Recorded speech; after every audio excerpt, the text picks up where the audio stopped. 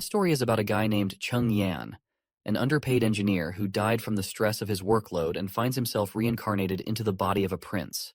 In this new world, witches exist with supernatural powers, and Chen Yan plans to use his engineering skills and the witch's powers to advance in this primitive society. His new life begins abruptly when he hears someone calling him to wake up. As he opens his eyes, he discovers himself seated on a chair, bewildered by his unfamiliar surroundings. He looks around and sees these oddly dressed ladies. When he looks in front, he sees an entire town gathered around what looks like an execution platform. Naturally, the poor guy's mind is blown by this bizarre scene. I mean, just a while ago, he was probably crunching numbers or drafting some blueprints, not dodging beheadings. Suddenly, a bald guy addresses him as Prince, and reminds him that the time for the execution has arrived and he has to announce his ruling soon. The boy remains clueless for a moment about what's happening, but when he focuses, memories of the body's previous owner flood his mind instantly. Apparently, he's the fourth prince of Grey Castle, known as Roland Wimbledon. He recalls his father assigning all his siblings to various territories under his control, with the promise that in 5 years, the one who governs best will inherit the kingship. But the boy faces a big problem. He's just an ordinary guy, while his siblings are a formidable bunch, giving them an edge in this competition. The first prince has exceptional martial skills.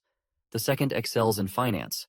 The third princess commands a strong following, and the fifth princess is highly intelligent. Meanwhile, Roland, as the fourth prince, seems to be only a waste of oxygen thus far, with no notable talents. To make matters worse, he's been assigned to a desolate border town, God-forsaken city, where streets are filled with filth and neglect. Here, he must interact with the locals and somehow turn this dismal place into a thriving territory.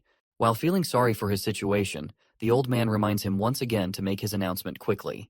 That's when the boy realizes he has a witch to execute today. The crowd is restless, eager to witness the demise of this alleged witch, whom they believe to be a spawn of the devil and wholly deserving of death. The boy is shocked by the bullcrap spewed by these ragtag individuals and deeply disappointed by their uncivilized behavior, which infuriates him.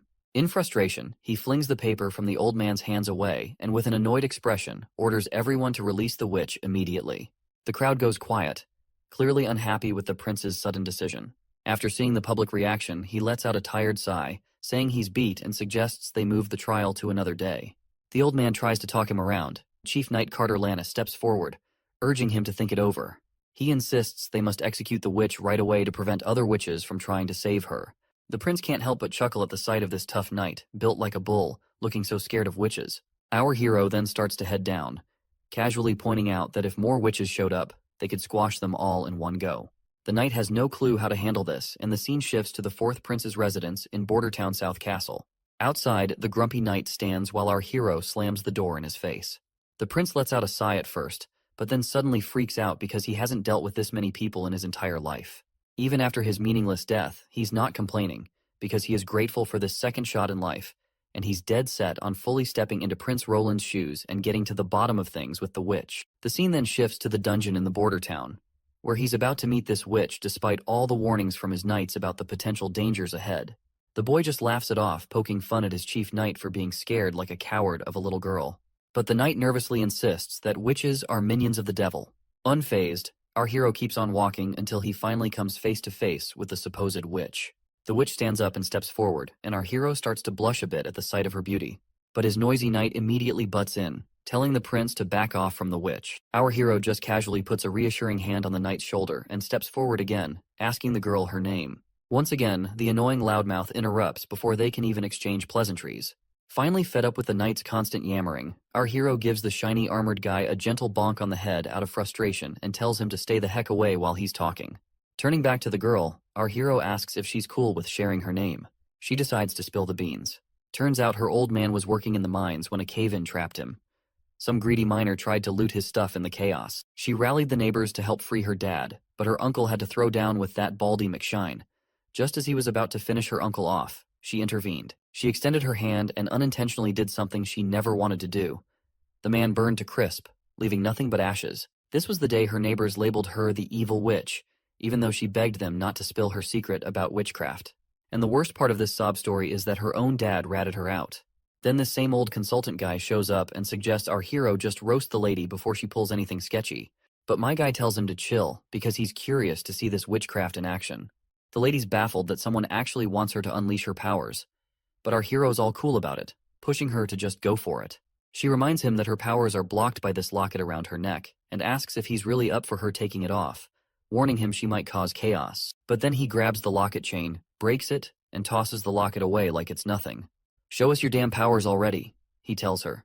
And so, the fire starts to crackle around her, and this macabre dance of flames just leaves our hero's eyes wide open, and the entire prison cell lights up with the light. The prince freaks out while the woman casually strolls out after melting the prison bars. The knight bolts in the opposite direction, but our guy is just blown away by her fiery powers. Finally, he gets why his consultant said fire can't touch her, because she's basically fire herself. Once the flames die down, the former engineer in him sparks with a genius idea. He's not about to waste such epic magic without using it to revolutionize things. When she asks him to end her life because she's shown him what he wanted to see, he surprises her. He throws his coat over her burnt clothes and tells her she's hired. Prince Ronald, drawing on his past life knowledge, declares that she's essentially a perpetual motion machine, able to generate firepower seemingly out of nothing. However, not everyone shares the prince's visionary thinking. The consultant is utterly annoyed by Ronald's decision. He shouts, reminding him of the witch's ability to obliterate anyone with a mere gesture. Moreover, he warns that hiring her could attract the attention of the Witch Cooperation Association, potentially leading to their destruction. But Ronald dismisses the old man's concerns, instructing him to prepare a work contract. He then starts walking away, casually mentioning that he intends to establish a working relationship with the witch, Anna, and further orders the consultant to arrange accommodation for her as well. Back at the administrative office in Bordertown Castle, the old man reports he's taken care of everything as instructed, but he's not sure about sparing the witch's life. The prince cuts him off, saying not to question his decisions. To him, witches aren't some monsters, but the old man's still not convinced. That is when our hero lays it out straight, reminding him that Bordertown is a total mess, and he doesn't have his brother's riches or his siblings' smarts. So winning here is a long shot, and he's got to try something out of the box to claim the victory. The old man's impressed by the prince's determination and agrees to arrange a meeting with Miss Anna. Meanwhile, Miss Anna is getting a thorough wash and cleanup, and once she's looking all cute and tidy in some nice clothes, she's escorted to meet our hero. The knight shows our hero the cottage where Anna will be staying. The prince is pretty impressed with the cottage, especially since it was prepared on such short notice. Just then, the knight announces Anna's arrival. When our hero turns around, he sees her in a maid's attire, looking absolutely stunning. He's pleasantly surprised and amazed at how well the clothes turned out. He asks her if she's comfortable in her new outfit. But instead of being happy, she starts a tirade, questioning why he's giving shelter to a murderer like her, someone tainted with evil and loathed by everyone. The prince surprises her by stating that he doesn't see things that way. He dismisses all the talk about evil witches and devil's powers as nonsense. He explains that people are just scared because they don't understand her significance to society.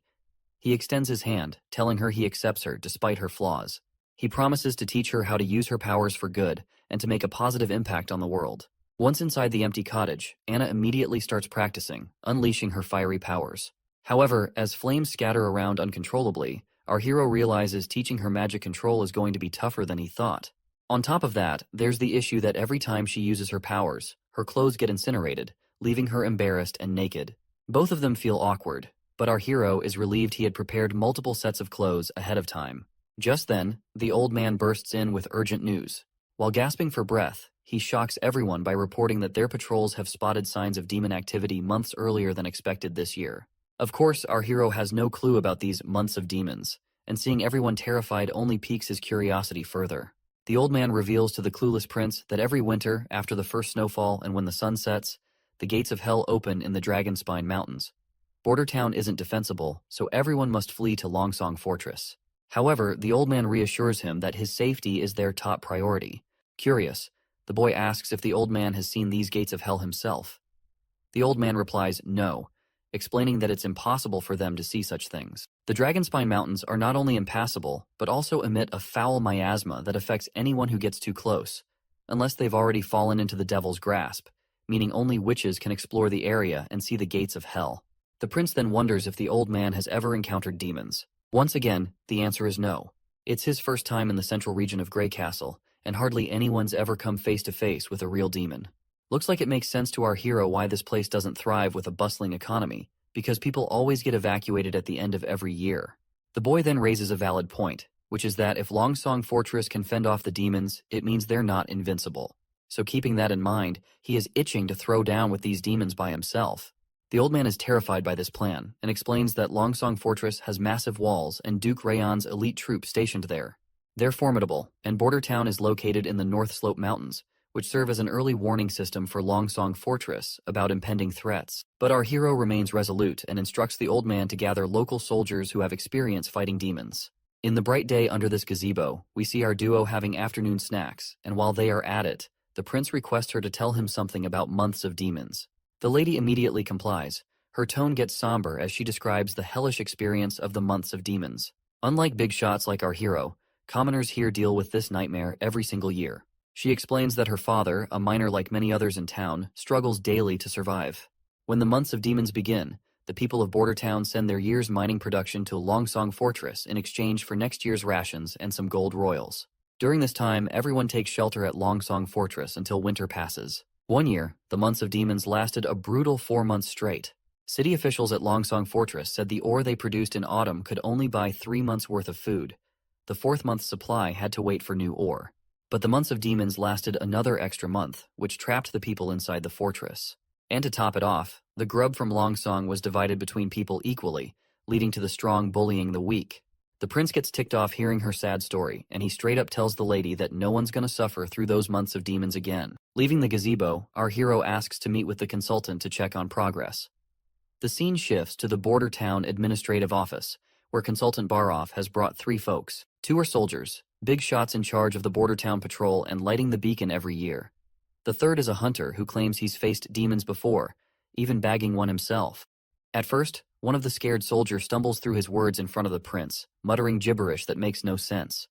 The prince then nudges the other soldier to speak up. The other one then explains that the demons used to be regular critters in the forest, but the evil miasma turned them into savage beasts. They're tough, but still killable. Once the months of demons wrap up, Longsong Fortress sends out cavalry to mop up any stragglers in the area. That's when the hunter slams his fist on the ground like he's showing off, boasting that those monsters are as easy as slicing cucumbers with his sword, and he's taken down 2 already. The big guy then drops to his knees before our prince.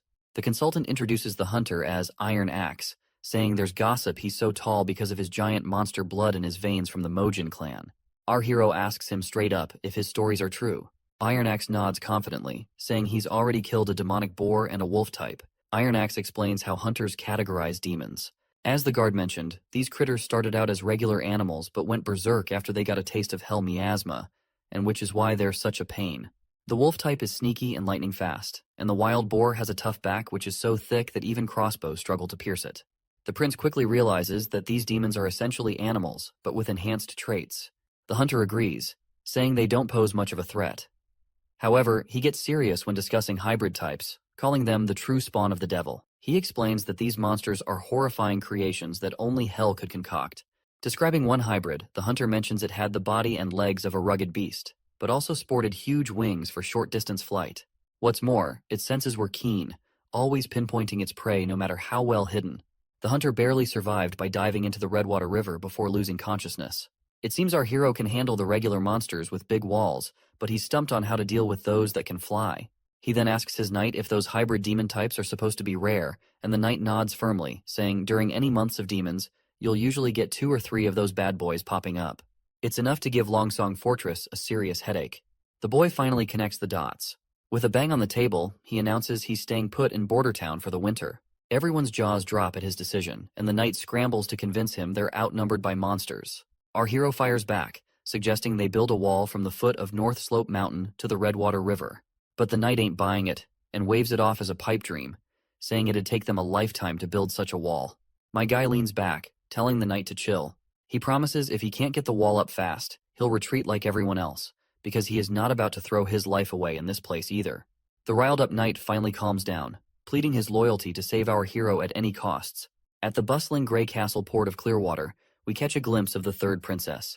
She remarks on the chilly ocean breeze, signaling winter's approach, then turns to her knight, Rayon, asking about the return of their black sail fleet. He assures her they should be back at port in 3 days if all goes well. The princess notes this is their last expedition of the year and hopes it brings some nice surprises. Back in the palace, the knight wonders how she was already geared up for the throne competition her father sprung on them. She admits she didn't see it coming, but she figures it's all about paving the way for the king's favorite son to take the throne. Still, She laughs it off, saying being good at running things doesn't automatically mean the second son will win. She tells her knight to dig deeper and understand why she's sending out the Black Sail Fleet on this big expedition. After mulling it over, the knight realizes her fleet isn't just about making money, it's about gaining serious influence and power. Since launching the Black Sail plan, she's rounded up skilled sailors, tough fighters, and key allies to back her play. This is Garcia Wimbledon, the third princess of Grey Castle. She is using smarts and strategy to secure her shot at the throne. The princess then asks about how their plot to off the fourth prince went down. The knight sighs and says there's been no word from the border, meaning their poison plan probably flopped and the spies they sent to do the job are missing in action. She figures her little bro must have wasted no time offing those spies once they got caught. Looks like the poison actually did its job and killed the fourth prince, but our hero just happened to swap into his body, which is why they think their poison plan tanked. She's now planning to kill the hero once he seeks refuge in Longsong Fortress, and tells her knight to sit tight until then. She also snarks that since the poison didn't do squat, it means that Snake Enbies, who sold them that stuff, was lying about it being colorless and tasteless. And as punishment for deceiving the third princess, she suggests her knight to hang that liar immediately. It's quite funny how she's about to drop the hammer on their reliable poison guy, even though the fourth prince really did kick the bucket from that poison. The next scene shows us Anna setting in the landscape of greenery, and there we meet her teacher Carl, who asks her what she is reading today.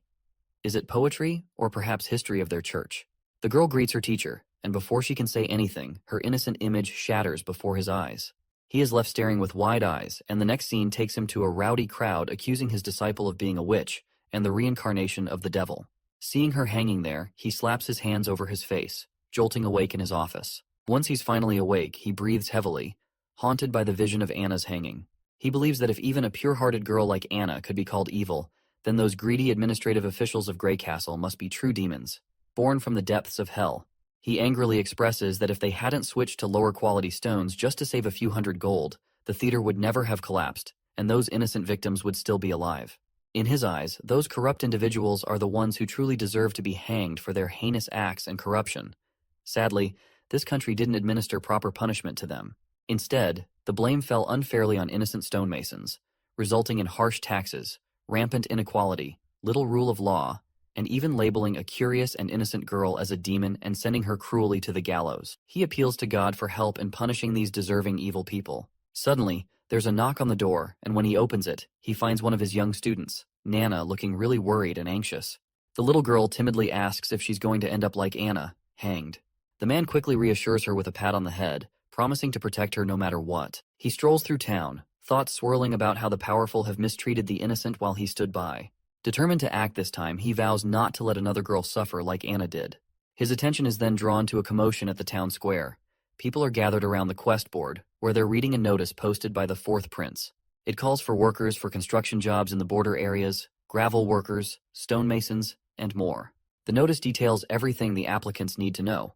The teacher's eyes widen in shock as he sees the notice signed and stamped with our hero's name. That's when he remembers our hero, the fourth prince. He's heard rumors about the prince having all sorts of unique ideas and a personality that's totally different from everyone else. The prince also doesn't seem to be a big fan of the church, which gives the teacher a bit of hope.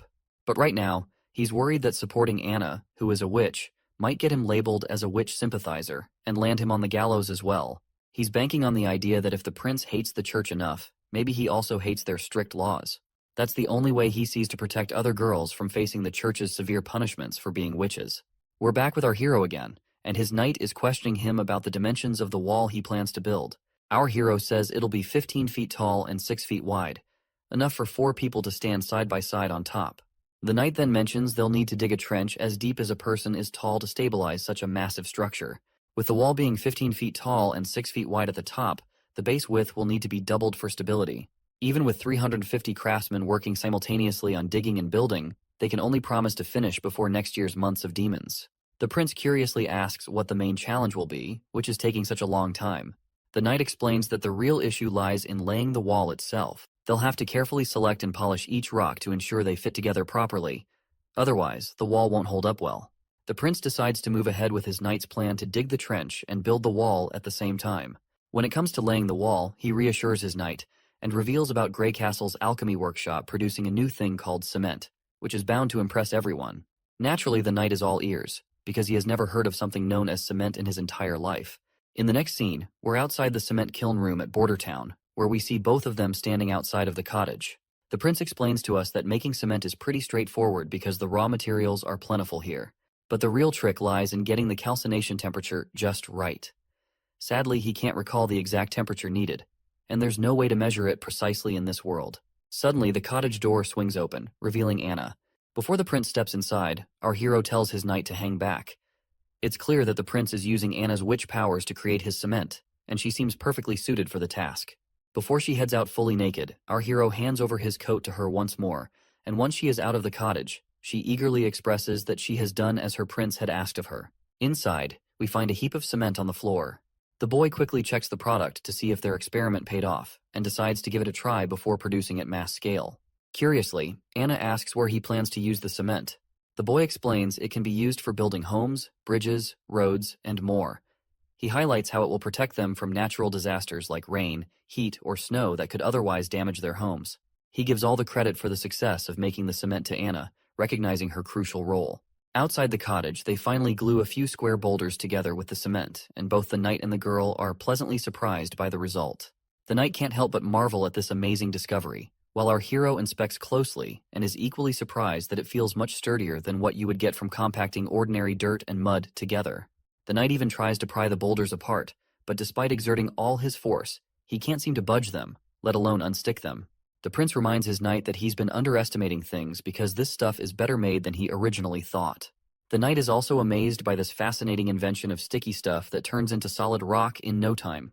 He's pretty confident that with this, they could easily cover the entire border in 5 years. But our guy dismisses the need for such a grand project, saying even the tallest walls can't keep out enemies from within. Their first enemy is the fight against natural disasters to ensure their people don't end up homeless. He's determined to prove to the world that witches are humanity's most productive asset. From the next day in the cottage, the prince got down to mass-producing cement with the help of the workers who responded to the recruitment notice. They hustled to gather essential ingredients and supplies, giving Anna some well-deserved rest. Meanwhile, the prince kicked off the excavation for the city wall's foundation between the North Slope Mountain and the Redwater River. However, things didn't go as smoothly as expected. The knight was impressed that the prince personally visited the construction site and gave the workers a pep talk at the North Slope. He noted their dedication, but the prince grinned sheepishly, admitting that despite their efforts, all they managed to dig was a rough trench at the North Slope, a makeshift drainage ditch rather than the sturdy foundation needed for a city wall. Even though our hero used to geek out over mechanical blueprints, paired with his civil engineer buddy, they made quite the geeky duo. But now, tackling these civil project details is way beyond his expertise, and he's itching for a pro in the field to brainstorm ideas with. Interrupting his moment of contemplation, the consultant points out that a stonemason has responded to their recruitment notice, claiming to have been a member of the Grey Castle Mason Guild. The prince immediately recognizes the guild as a prominent organization in the country, though he's heard they were disbanded due to a construction accident. He then shrugs it off, pointing out that risks are always present in this line of work. He is eager to secure highly talented individuals, and instructs his consultant to bring the stonemason to see him. The next scene takes us to Roland's administrative office in Bordertown. Our hero lounges at his desk, idly passing the time, while Anna sits nearby, absorbed in a book. Finally, the knight arrives with the person our hero has been eager to meet. To our surprise, it's none other than the teacher who had been fretting about his little witches. Before the teacher can start extolling the prince, our hero cuts in, waving off the formalities and telling him to relax. When the teacher's gaze falls upon Anna, he looks completely bewildered, his mind clearly spinning. Meanwhile, both our hero and the knight are totally dumbfounded to see this unexpected meet and greet. Sensing potential trouble, the prince quickly directs the knight to block the door. The knight immediately follows the command, positioning himself at the entrance, ready to not let this threatening man go away. Our hero finds it hard to believe that a random craftsman could end up being a neighbor of Anna. But then, the teacher suddenly falls to his knees, pleading for forgiveness from Anna for not helping her in the times she needed him the most. That is when it becomes clear to the prince that this man poses no threat to her after all. Anna also recognizes her teacher immediately. The prince then instructs the man to stand and demands an explanation about his relationship with Anna. The man immediately pulls himself together and quickly apologizes for causing a scene. He then introduces himself as Carl Van Bate, a former member of the Mason Guild turned teacher in the border town. He reveals that Anna was once his student. Carl further points out that he doesn't really understand why our hero would spare Anna's life. Perhaps he wants her as his lover, but he isn't complaining since being beheaded is still better than being a prince's side chick. Carl is further relieved to see that our hero doesn't believe in witches being incarnations of the devil. After explaining everything thoroughly to the prince, The man further mentions that there's another talented girl like Anna, whom he would like our hero to also keep hidden here in the palace. The prince gladly gives this teacher the green light to bring her here, promising no harm will come to her if she truly is a witch. However, he can't simply take her away from her family, especially since they aren't directly threatening her at the moment. Our guy bursts into happiness inwardly, looking forward to meeting this next witch and discovering her formidable abilities, though outwardly he remains composed and calm. The prince clarifies that he didn't save the girl out of kindness, but because he needs her help. He doesn't believe in those nonsensical tales that portray witch powers as evil. Instead, he sees them as valuable gifts if handled wisely and used responsibly. So whether it's Anna, this other girl Nana, or any other witch, as long as they haven't committed actual crimes, he won't presume them guilty in any way. Once that's out of the way, our hero finally gets down to business and asks the man if he's ever helped build in Grey Castle Town. The man nods enthusiastically, saying he's had plenty of experience. The prince then lays out his plan to erect a wall between the foot of the North Slope Mountain and the Redwater River to keep those demonic critters at bay. From now on, this guy's in charge of the whole project. In the next scene, we're in Roland's Palace Gardens in Border Town, where Nana finally pays our hero a visit. She looks a bit nervous at first glance. When the little girl asks if she's really seeing Prince Roland Wimbledon, the prince grins and confirms it's him in the flesh. Nana lights up and introduces herself as Nana Pine. Without missing a beat, Nana dashes over to Anna and starts playing with her like they've been sisters forever. The prince wondering these girls are really young, and yet they are a talented bunch, so he is really looking forward to see what future have store in for them. The boy then turns to the little girl, reminding her that her teacher mentioned she's awakened as a witch. The girl asks if he's going to execute her, but the boy quickly says no, explaining that only criminals with a rap sheet end up facing the gallows or a beheading. The girl insists she's possessed by a devil, which her teacher also confirmed. Anna gives her a reassuring pat on the head, while our hero asks when she first noticed something was up. She explains it all started a week ago, when she saw a bird with a busted leg. Feeling a strong urge to help, something like water blobs popped into her mind and surrounded the bird, and the bird's leg got healed instantly. After hearing her story, the prince tells his knight to go grab a chicken. As the knight heads off to find a healthy one, our hero wonders if her awakened powers might lean towards healing, which is nothing to scoff at. The prince then tells her that if she can save animals like that bird, it means she's actually a good person. The girl agrees, saying their teacher also told them that regular folks fear witches just because they can do things others can't. She insists she's never seen a devil and isn't connected to one either. Our hero believes her right away and gives her a gentle pat on the head, reminding her that the church and even their teacher were tricked by lies. Confused, the girl asks why anyone would lie. The boy explains it's not about good or bad, it's about people trying to make money by spreading fake stories. Once the chicken arrives, the little girl asks the prince to go easy on it. The boy agrees but tells his knight to hold the chicken tight before giving it a quick whack on the head. The poor bird squawks in pain and flops to the ground. He then turns to the girl and urges her to heal the chicken pronto. She nods, saying she'll do her best. When she lays her hand on it, those watery blobs pop up again, and she gets to work right away. A few hours pass, and despite the boy's rough treatment, which leaves the chicken drained, he finally seems to understand Nana's power. She can fix up broken bits and mend fractures, though bringing a chicken back from the dead isn't in her playbook. Once the chicken has served its purpose, the boy tells his knight to take it to the kitchen, leaving the girl with tears in her eyes and a pout for how rough the prince was with the chicken. But he assures her it was necessary. Before long, a feast of delicious food appears before them. Nana seems to forget her chicken grievance as she eagerly eyes the cooked bird laid out before her. After their little feast, the little girl heads off, waving her hand one last time, and our hero waves back in response. Meanwhile, Anna is curious why our hero is not keeping her in the palace, knowing she's a witch too. He reminds her that she still has a family who doesn't know about her powers yet. But Anna worries it's only a matter of time before her parents find out and exile her. He agrees, but reassures her that as long as her abilities remain secret, she should cherish the time with her parents. He then asks if she misses her father. She sadly shakes her head with a no, but our hero can empathize with the loneliness she feels. To ease her mind, he promises that Nana will come daily to practice magic with her so she won't feel alone, and further vows to give both girls the ordinary life they desire. And he means every word. Back in the castle, our hero's been feeling kinda boring ever since Carl Van Bate took charge of the wall construction. He's taken to having a tea party every afternoon while teaching the girls how to work their magic. Every now and then, he checks on the city wall's progress at the foot of the North Slope Mountain, always impressed by how much better it's going than expected. But then, the consultant shows up with some not-so-great news. He points out that hiring all those craftsmen and laborers has been super expensive, and all that cash is coming straight out of our hero's pocket. At this rate, the steward's worried they won't have enough money left by spring. Our hero officially starts to panic, realizing that he is freaking screwed. A moment later, while he's brainstorming ideas to get out of this financial mess, the old man finds it strange how much the prince has changed lately, as if he's become a completely different person. Back in the day, this guy knew nothing but the pleasures of life, and the only reason this old man sticks with our hero is because the king has promised him the position of Minister of Finance once the throne competition is over. When he first rolled into Border Town, he wasn't planning on running the place, nor was he gunning for the throne. He let down all the nobles and dumped all the responsibilities on the old man's lap. But ever since he rescued that witch, the prince has done a complete 180. The prince is now handling things with more thought and dealing with stuff like it's his second nature. He even talks to the old man in this grown-up tone that's seriously creeping the old dude out, making him wonder if the prince got possessed by a devil or something. But the old man brushes it off, saying if the prince were really possessed, he wouldn't have casually snagged that godforsaken retribution locket. Cut to the scene back at the port in Border Town. Two nobles and this redhead guy, who looks like some ambassador, are shooting the breeze. The guy in glasses reminds the ambassador they last swung by a year ago and gripes that the town's still a desolate pile of rocks. The redhead pipes up, correcting him that it was just 6 months back. He mentions how every season Duke randomly sends someone new here. He remembers visiting last summer, when besides rocks, there were all kinds of fancy furs floating around. When he is about to spill something juicy, he decides to keep it under wraps for some reason, and instead, he focuses on Border Town's potential.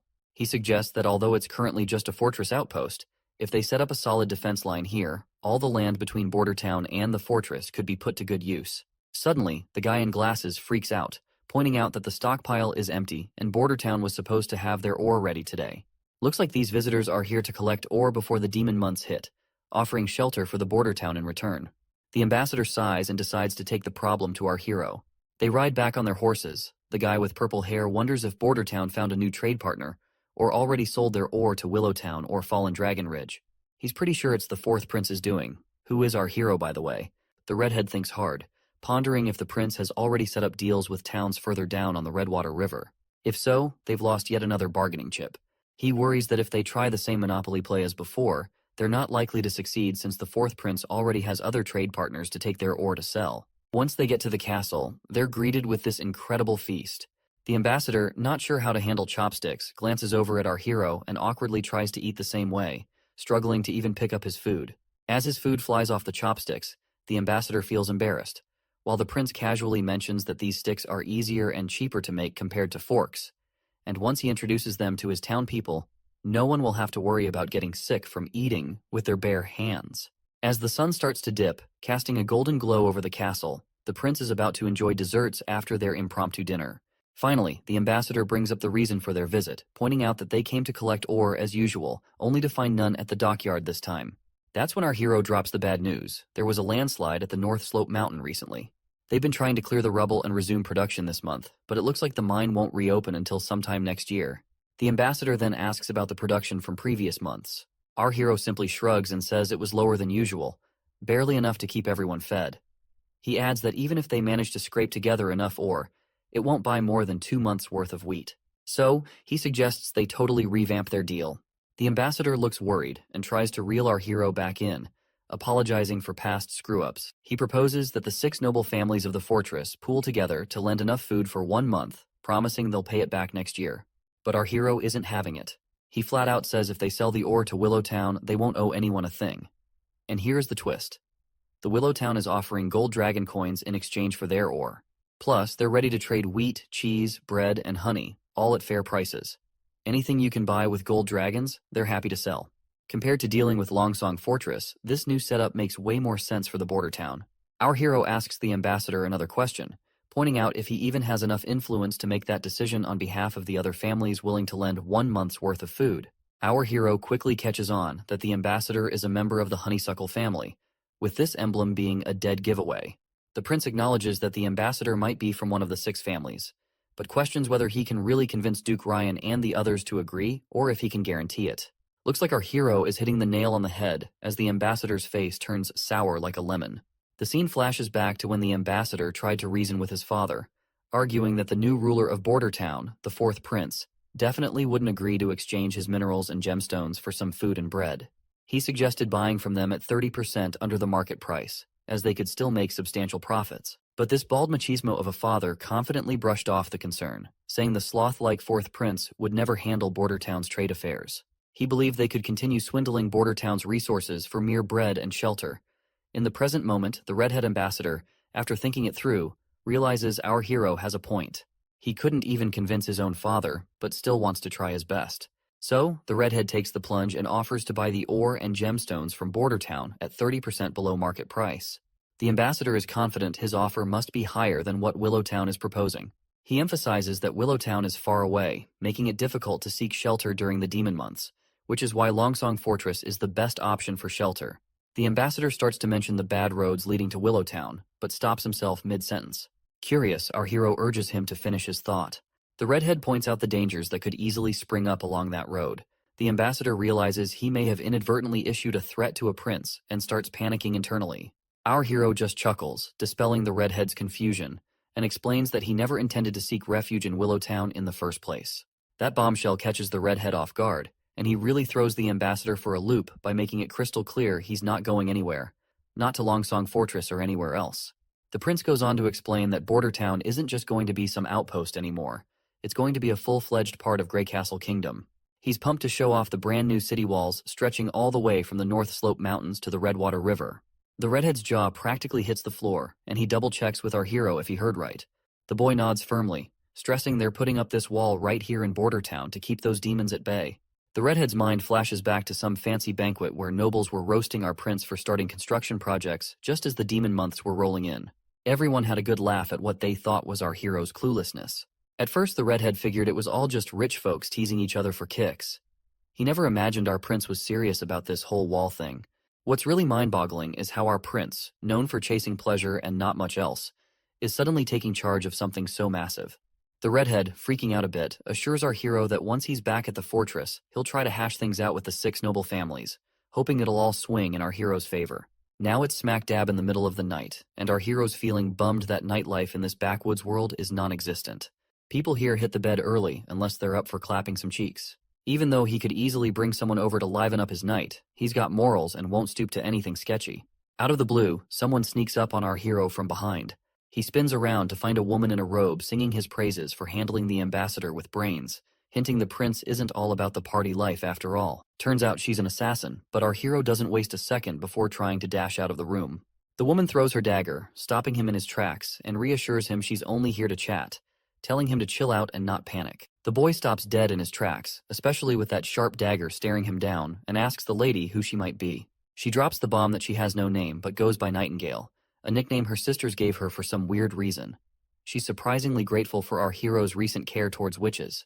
When the prince takes a closer look, he notices an emblem similar to the one the old man showed him, which belonged to the Witch Association. The lady gives him props again for his sharp mind, while our hero presses on, asking if she's here for Anna. He admits he has no clue how she knows about Anna, but still reassures the women that she is still alive. The lady nods, saying she already knows that much, and points out that even if she was killed, the Witch Association wouldn't appreciate meddling in politics by killing a prince just because a witch was killed. But she's quick to warn him not to underestimate them. The boy reassures her once again that Anna's doing well. The woman casually replies she already knows, and she's also aware of the other girl named Nana. Then she gives him the creeps by casually dropping that she's been spying on him for the past 2 weeks, keeping tabs on his every move, which really gets under our hero's skin. Because let's face it, this idiot did not have a single clue if he is being spied on. She gestures for our hero to come closer, assuring him she has no intention of harming him. Reluctantly, the boy sits before her, sensing no ill intentions. But then the woman gets uncomfortably close. Noting he's different because he shows no fear towards her or any other witches, she inches even closer.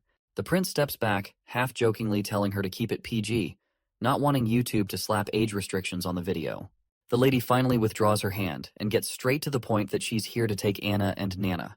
The boy immediately refuses without hesitation, insisting they're happy here and safe under his watch. But the lady argues they'd be safer with the Witch Association, where they will be treated like family by every member. But the boy keeps pressing on, noting that the Witch Association doesn't even have a fixed place to call home. He mentions how his soldiers stumbled upon one of their camps hidden in a forest about a month ago, and the tracks led north. However, in that direction, there are only endless mountains. The lady defends their choice, saying they're based in desolate mountains to stay safe from outsiders and dangers. But the boy isn't convinced, bringing up the lack of basic necessities there that would make life difficult for the girls. He also remembers what the old man told him about the association's goal, which is to gather all witches and find the holy mountains. where witches can truly be safe. He asks if the lady has the same goal in mind. Cryptically, the lady responds that she can't give him an answer. This annoys the boy further, as he insists he won't let the girls live in such barren lands where only demons could thrive. That's when a light bulb goes off in his head, catching the lady totally off guard with what he says next. He invites the entire witch association to come to Border Town for the winter, looking all pleased with himself as he tries to convince her it won't be much trouble to wait until winter passes. The lady reminds him that while the prince may not fear witches, the townsfolk will likely freak out. Plus, the church will pounce the moment they catch wind that witches are staying in Border Town. But our hero is adamant, and wants to show everyone that witches aren't evil, especially if they help the town get through the tough months of demons. The lady then mentions another reason why she wants to take both ladies, especially Anna, who's almost the coming of age. Of course, this point sails right over our hero's head until the lady confirms he heard right. She explains that most witches awaken around the time of the months of demons, or when the gates of hell supposedly open. Basically, coming of age is a witch's final stage, and a woman who hasn't awakened her powers by 18 won't ever become a witch. Once a witch comes of age, during the months of demons, demons take over their minds, causing unbearable agony. It feels like something's trying to burst out of their bodies, straining every vein and tendon to the limit. If they survive, they'll recover after 4 or 5 days, but for those who don't, it's a brutal death. That's why witches are seen as the devil's spawn, and their horrific deaths, mixed with church propaganda, make people think they're possessed by demons. The boy then asks what happens once they hit adulthood, to which the lady explains that their powers will stabilize and often get even stronger, with some even picking up new abilities. Our hero questions how valid this all is. Old records claim that witches find eternal peace on the holy mountain and are spared from demons consuming their minds. The lady admits there's nothing concrete about the holy mountain, it's only mentioned in texts. Taking her to headquarters might slightly increase her chances of survival. If witches could live freely without being hunted, the demonic attacks would be way less severe. The boy realizes that Anna and Nana are key players in his big plan, but he's worried about putting them in danger if he goes ahead with it. He quickly agrees to let the lady take Anna if she's up for it. As for Nana, he decides to wait until tomorrow to talk to her about it. The witch is delighted to hear our hero's wise decision, but when he summons Anna and asks her about it, she immediately declines, saying she's not going anywhere. This shocks both adults, and the woman tries to reason with her, explaining that she can sense the demonic energy building within her as she nears maturity. She reminds Anna about the whole puberty talk she had with our hero earlier. Anna then reminds our hero how he promised her an ordinary life, but she couldn't care less about anything because all she wants is to stay by the prince's side. She's confident that the demonic energy won't stand a chance against her, and she's determined to survive the months of demons and conquer her puberty. The woman sighs and decides to give up on convincing Anna, but she makes it clear she'll stick around to watch over her until she experiences her maturity. She thinks Anna is just a naive kid who doesn't understand the dangers. Of course, our hero doesn't like the idea of her keeping a watchful eye on him for the rest of the winter. Anyway, before the woman disappears, she comes face to face with Anna and talks about the hardships she's seen and the friends she's lost, vowing not to let Anna suffer the same fate. With those final words, she bids farewell to our girl and vanishes into thin air without a trace. Seeing her abilities totally blows our hero's mind. He's amazed by her assassination skills. Once they're alone, the boy gives Anna a reassuring pat on the head and tells her to hit the hay as it's already pretty late for her. The next day rolls around and our hero greets the citizens of the town with a cheery, "Good morning." He gathers everyone for an important announcement. He explains that almost 4 days ago, the ambassador from Longsong Fortress visited him to collect the already mined ore. However, everyone should remember that a month ago, the northern mining quarry collapsed, and production hasn't resumed since then. The community immediately panics because the last output was only half of the average, and they had to endure starvation and a lot of crap from Longsong. He then exposes the Longsong Fortress hideous act, saying he tried to get a loan and supplies from the ambassador, but the guy shut him down hard, just like 2 years back. People freak out again, fearing starvation once again. He reminds them of the time when food was so scarce that many lost family, siblings, kids, and more. He asks them how long they want this cycle of loss to continue. The crowd starts begging him to save them, and he nods positively, swearing he won't let his people fall into that pit again. After a dramatic cough, he drops the bomb, which is that 2 months' worth of mining would have bought them enough food for almost a year, but those Longsong jerks never played fair. The whole crowd starts to seethe at Longsong Fortress for taking advantage like that. So, our hero explains that he traded his stones for a bunch of food from Willowtown, enough to keep everyone fed through the winter. Just as folks start celebrating and feeling relieved, he puts a pause on the party vibes. He reminds them that cutting ties with Longsong means they're committing to sticking it out in Border Town for the winter. That news sets off another round of worry, But the boy quickly shifts gears, reminding everyone about the wall they're building. He boosts their spirits by saying demons aren't any tougher than the beasts in the forest and won't be able to scale their wall no matter how hard they try. Then he gives them a choice: either seek refuge to starve in Longsong Fortress or stand with him to protect their families. He asks if anyone's up for joining him on the wall to fend off monsters, promising good silver coin rewards for those who help out. And if the worst happens and someone doesn't make it, he pledges 5 golden coins to their family. The whole crowd gets fired up by his speech, and suddenly everyone's geared up to face whatever comes their way with determination and grit. The atmosphere in Longsong Fortress is lively with laughter echoing through the entire castle.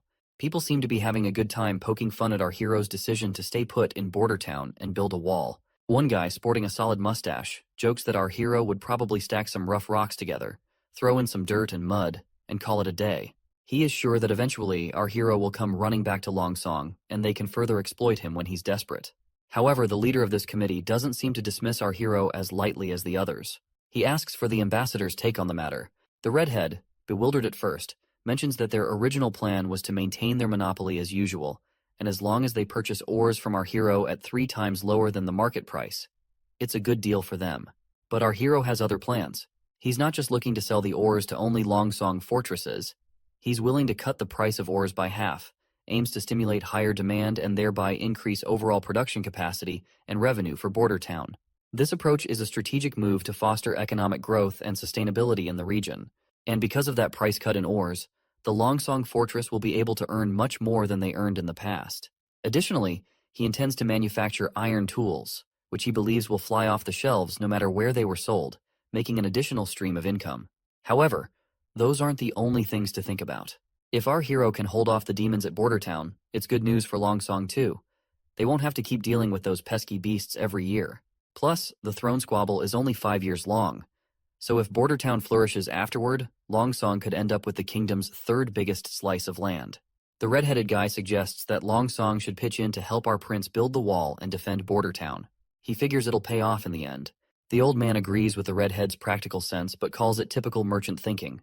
To this white-haired fellow, it's not about whether Border Town succeeds or fails. He just doesn't want to share his turf with anyone, prince or not. The next day, Chief Knight's face was priceless when he laid eyes on the contraption our prince had been tinkering with. True to form, he showered all the credit on Anna, who'd helped with welding the metal parts. The prince couldn't contain his excitement over his latest creation, which is a steam engine. He hugged his beautiful invention tightly, seeing it as the first step towards ushering humanity into an industrial revolution fueled by a new energy source. 5 minutes later, the knight still looked baffled, trying to wrap his head around how the machine worked. When Anna fired up the furnace below, the cogs and gears started turning, and soon enough, the wheel began spinning faster and faster. Watching the mechanical parts move left, the knight completely awestruck. It was his first glimpse of the natural power the prince had been talking about, which is a force equal to the strength of 10 knights combined, and this innovation promised to save a ton of manual and animal labor. Training a knight took 15 years, but building a contraption like this stove only took 3 days. The knight found it fascinating that it didn't need feeding, didn't care about weather, and was impervious to arrows or blades. Seeing this, he started to wonder if traditional knights were even necessary in a world with such machines. The boy was totally stoked to see his farming game jump forward by a few hundred years.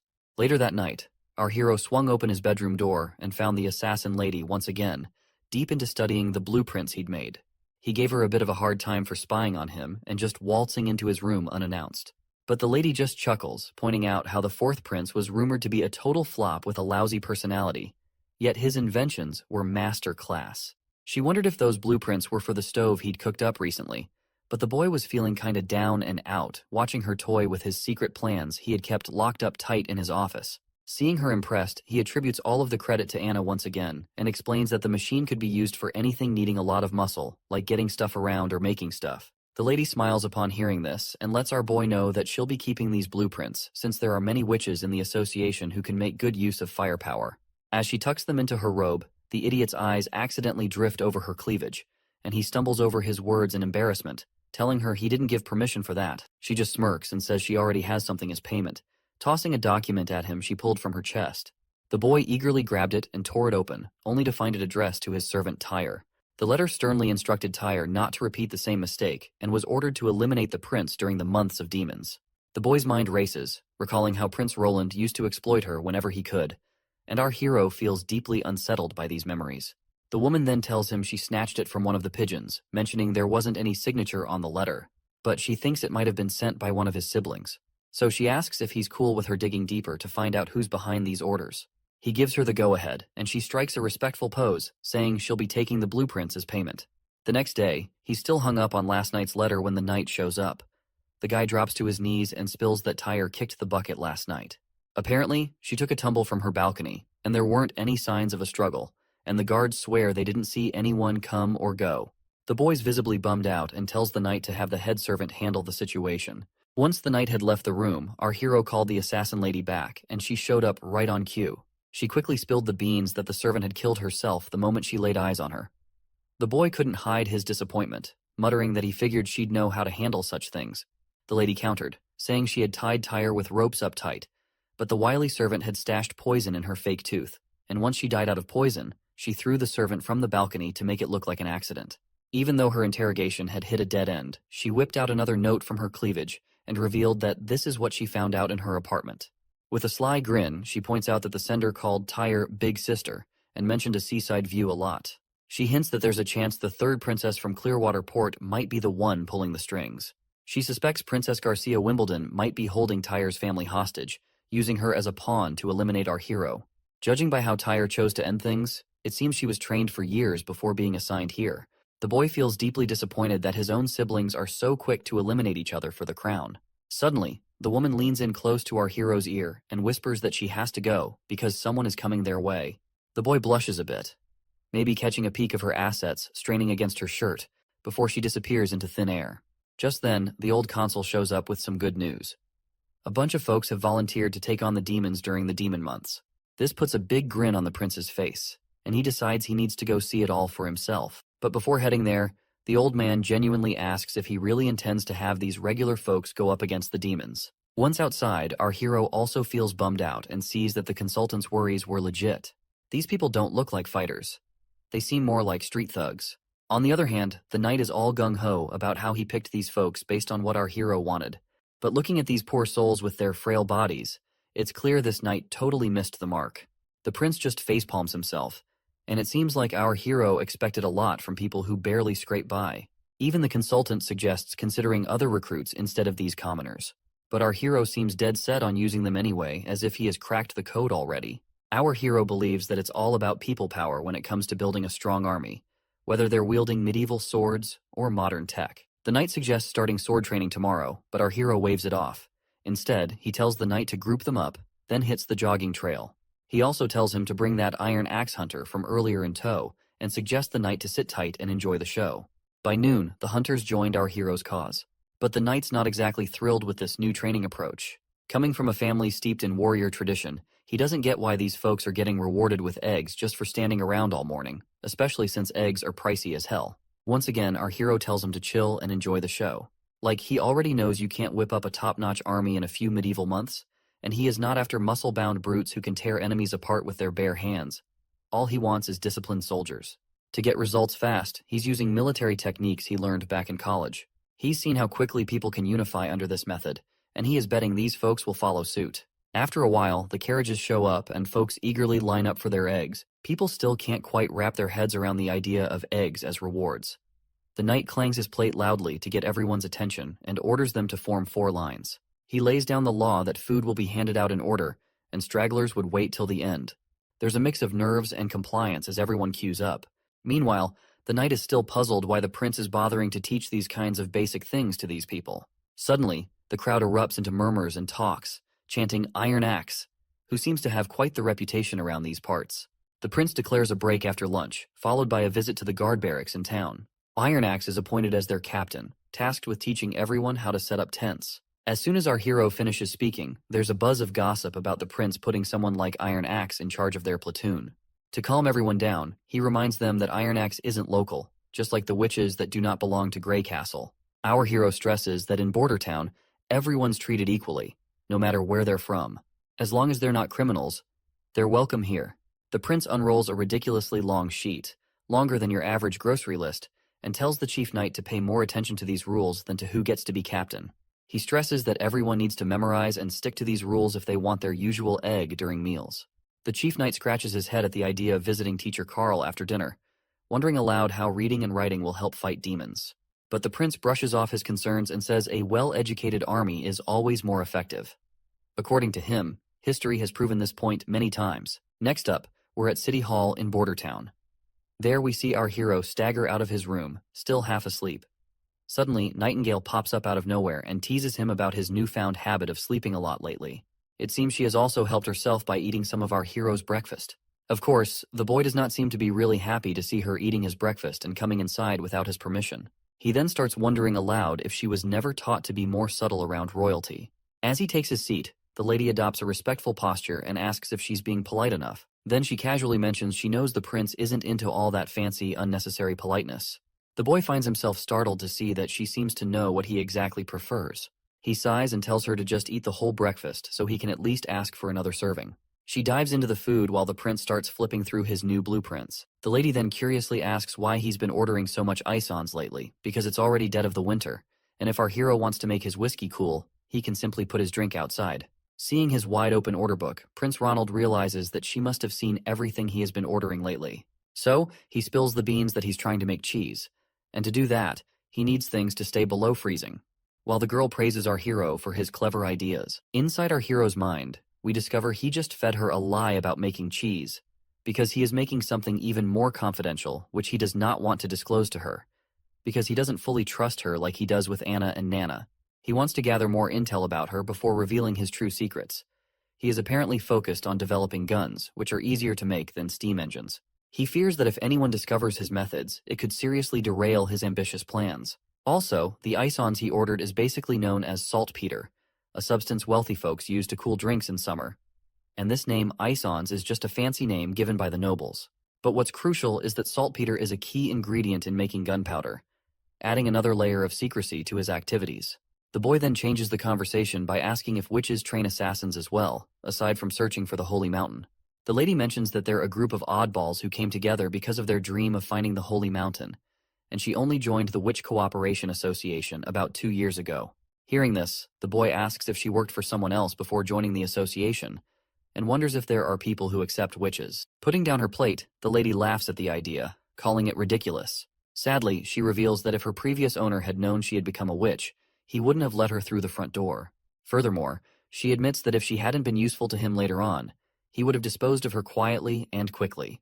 The boy becomes more curious and demands further explanation about her past, but the lady decides to stay silent, promising a detailed account when the time is right. She also reassures him not to sweat it, mentioning she's been free for the last 5 years and has no plans to be anyone's pawn. The boy stays quiet, looking kinda down, and 5 days breeze by since that chat. Out in the courtyard, we see our hero has finally finished his first gun after tackling loads of production hiccups, and he is thrilled to keep this beauty all to himself. One big reason he's been working on steam engines was to churn out guns in bulk, so he had to nail a prototype first before ramping up production. But at this rate, he worries he'll only crank out 4 of these bad boys by the month of demons. Meanwhile, the knight's scratching his head over how these supposed muskets will help in fighting demons. The boy just tells him to round up the village's top hunters and form a killer squad to wield these weapons. But the prince finds himself completely creeped out when the knight suggests using patrol guards instead of hunters. Well, looking back at those soldiers, it seems our hero's reluctance to entrust these guns to these puny frail patrol guards is indeed justifiable. In the dark tunnels beneath Roland Castle, a few soldiers are marching through the tunnels. Suddenly, one of them leaps into the air and attacks another soldier. The scar-faced soldier tells this thin mustache to surrender or face the same fate as his friend Greymut. As the thin mustache soldier recalls his fallen friend, he becomes even more riled up, vowing never to let these hooligans set foot in the castle. With a surge of strength, he flings the scar-faced man back, causing his sword to fly off. Thin Mustache then readies his own sword and thrusts it into the left shoulder of Scarface, declaring that, "This is for Greymut." As he bleeds, Scarface scoffs, amazed that an ordinary guard patrol like the Thin Mustache soldier could hurt him. The Thin Mustache gets annoyed upon hearing this, and makes it abundantly clear that while Scarface was wasting time gambling and sleeping in pubs, he and his friends were training every day to protect their hometown. He swears he won't let Longsong and his partners disrupt their village's peace. As the Thin Mustache leaps to finish off his opponent, another cocky guy joins the fray and stabs him right in the chest. The poor guy writhes in pain from the dagger wound and collapses to the ground. Meanwhile, the other intruders stand over him confidently. Surprisingly, the Thin Mustache manages to pull the dagger out of his chest, despite the agony, and in a swift move, he throws it toward a nearby torch. The dagger shatters the torch, extinguishing the flame and plunging the area into darkness. Up in the castle's food storage, the thin mustache hides himself in one of the bins. He's certain these infiltrators are here to attack the food supplies. If they succeed in spoiling all the food, the border town will have no choice but to evacuate to Longsong Fortress. The soldier starts feeling disappointed in himself for not being able to protect a vital food bank while their prince is busting his butt for this town's progress. All of a sudden, his face goes terrified as the door behind him swings open, revealing those rowdy soldiers once again. One of the intruders grabs the soldier by the collar and throws him to the ground, telling him to quit running and surrender to Duke Ryan's demands. In case you forgot who Duke Ryan is, he's that white-haired guy who doesn't want our hero anywhere near his territory. The soldier stands his ground despite the threat, boldly stating that his prince will definitely foil Duke Ryan's plans. The intruders just scoff at the idea, laughing off the prince's abilities. Then, the leader tells his lackeys to take out the soldier and mess up the food while they're at it. Without hesitation, a lackey smacks the thin mustache guy hard on the head. Before losing his consciousness, the poor soldier wonders if this is how he will meet his end. But it seems fate has other plans, as Nightingale suddenly arrives on the scene. She questions the intruders if they're enjoying themselves in someone else's territory, but warns them their party is about to get shut down real quick. The intruders demand to know who she thinks she is. Nightingale coolly replies she's just a local from the border town. She questions why these clowns are here and suggests they look like sewer rats creeping out of the drains. Looks like those intruders do not realize how deep in shit they are, and their leader tells his crew to just take down this mysterious lady. But she just smiles, and in a flash, she swings her hand, and suddenly bodies are hitting the floor. Our soldier watches with bleary eyes as this mystery person swiftly takes out the intruders. Before he can even figure out who she is, he drifts off into unconsciousness. The next day rolls around, and we find the intruders' bodies scattered in the food storage. The knight inspecting the scene is scratching his head. He's trying to piece together who could have taken out these guys. He knows the thin mustache guy couldn't have done it with his injuries. The most likely scenario is some outsider jumped in without needing any backup. Their moves were so slick, the enemies didn't stand a chance. And there's no mess left behind. No blood or barrels knocked over. Not even a scratch in the place. Suddenly, he's thinking there must be someone with serious sword skills around. He starts feeling proud of his clan's history and their knack for knightly arts. The soldier gives his report. The autopsies are done, and they've identified the corpses. 8 were from our town's guard, and 1's still a mystery. The chief knight asks about the survivors. The soldier says Captain Brian's getting special healing, but Scarface got tossed in the dungeon and locked up. The knight tells the soldier to wake Scarface pronto for interrogation. Meanwhile, the prince feels annoyed that he hasn't made any real progress yet, and these guys are already trying to bring him down. But he's thankful Nightingale swooped in and saved the day. Nightingale reassures him that those intruders couldn't have gotten to him anyway, with Anna sleeping right under his floor. That's when the prince gets an idea. He proposes that Nightingale become his secret bodyguard, offering her a gig that pays better than Anna's. A sweet place to live with a garden, 2 days off each week, and paid vacations. But even with all those tempting perks, she politely turns down his offer, explaining she can't leave the association and her friends there. The prince suggests bringing everyone to town since there's plenty of space after the construction. He assures her there won't be any discrimination, and they can live freely. Once again, she declines, saying she'll think about it in the future, leaving the prince feeling a bit awkward after being turned down. Moving on, the boy asks if she safely sent Nana back home after healing the soldiers. She confirms she did, mentioning Nana was scared when she saw the injured soldiers. But that's not surprising. Given her experience is mostly patching up chickens, healing a person covered in wounds was understandably terrifying for her. Returning to the conversation, the boy asks her if she has figured out which of his siblings might be behind this infiltration. The lady points out that this time it wasn't one of his siblings behind the infiltration. The culprits bribed the patrol guards of the border town. Their plan was so sloppy they left 2 witnesses alive who didn't even have the guts to kill themselves before getting caught. She assures him they'll figure it out soon, since the chief knight is already grilling one of the infiltrators. She also mentions these guys were surprisingly wimpy and tearful compared to the 3rd princess's infiltrator. While everything is peaceful outside the castle, we see our hero strolls alongside the chief knight, heading to visit the thin mustache soldier. When the soldier spots the prince in the room, he's totally thrown and jumps in his bed. The prince starts off by praising Brian for his guts and the fight he put up. But Brian gets emotional, saying it was his buddy who really stepped up, the true hero who sacrificed his life. But the prince reassures the soldier, saying his friend's funeral will give him the recognition he deserves for his bravery. As for Scarface, he's getting the full punishment. He's set to hang in 3 days, and the prince hopes Brian will be well enough to see it happen.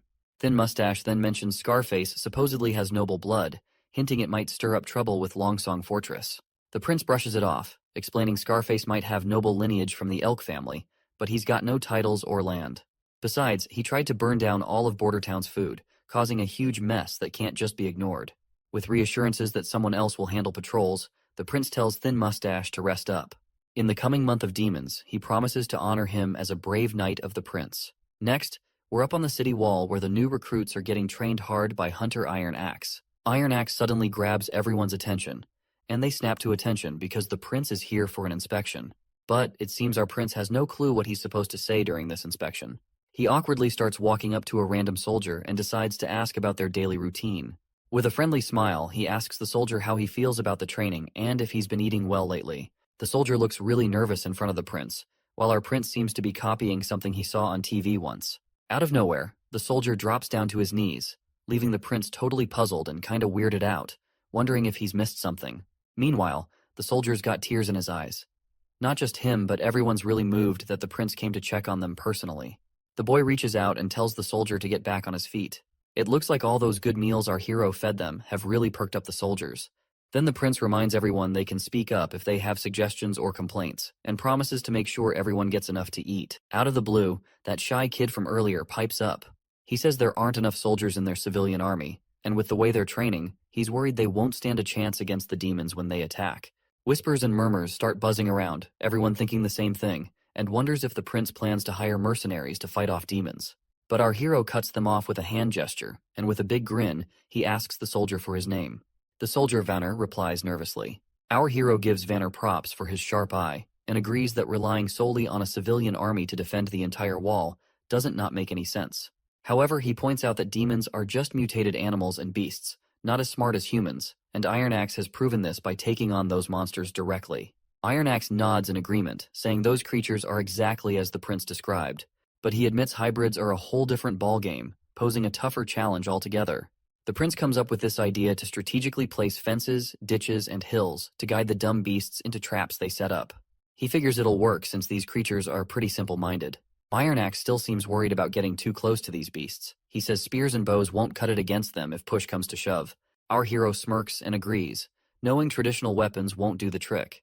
That's why he's cooked up these new weapons that are more dependable than a whole squad of armored knights. The crowd's buzzing to see these new toys. We're out on the testing grounds, and suddenly there's this massive explosion that rattles the whole place. Our hero's over the moon that his gunpowder invention worked like a charm, but the others are just freaking out. Iron Axe even mutters something about this explosion being God's wrath. The explosion blows a big hole in the ground and even takes out the test rabbits in the process. The prince tells everyone to get up close and examine everything to gather test data. Our hero is pumped that they can create such a powerful weapon just by mixing a bunch of elements in the right ratio. With everything wiped out by the blast, the hunter suggests they wouldn't have to worry about monsters if they had this bad boy doing its job.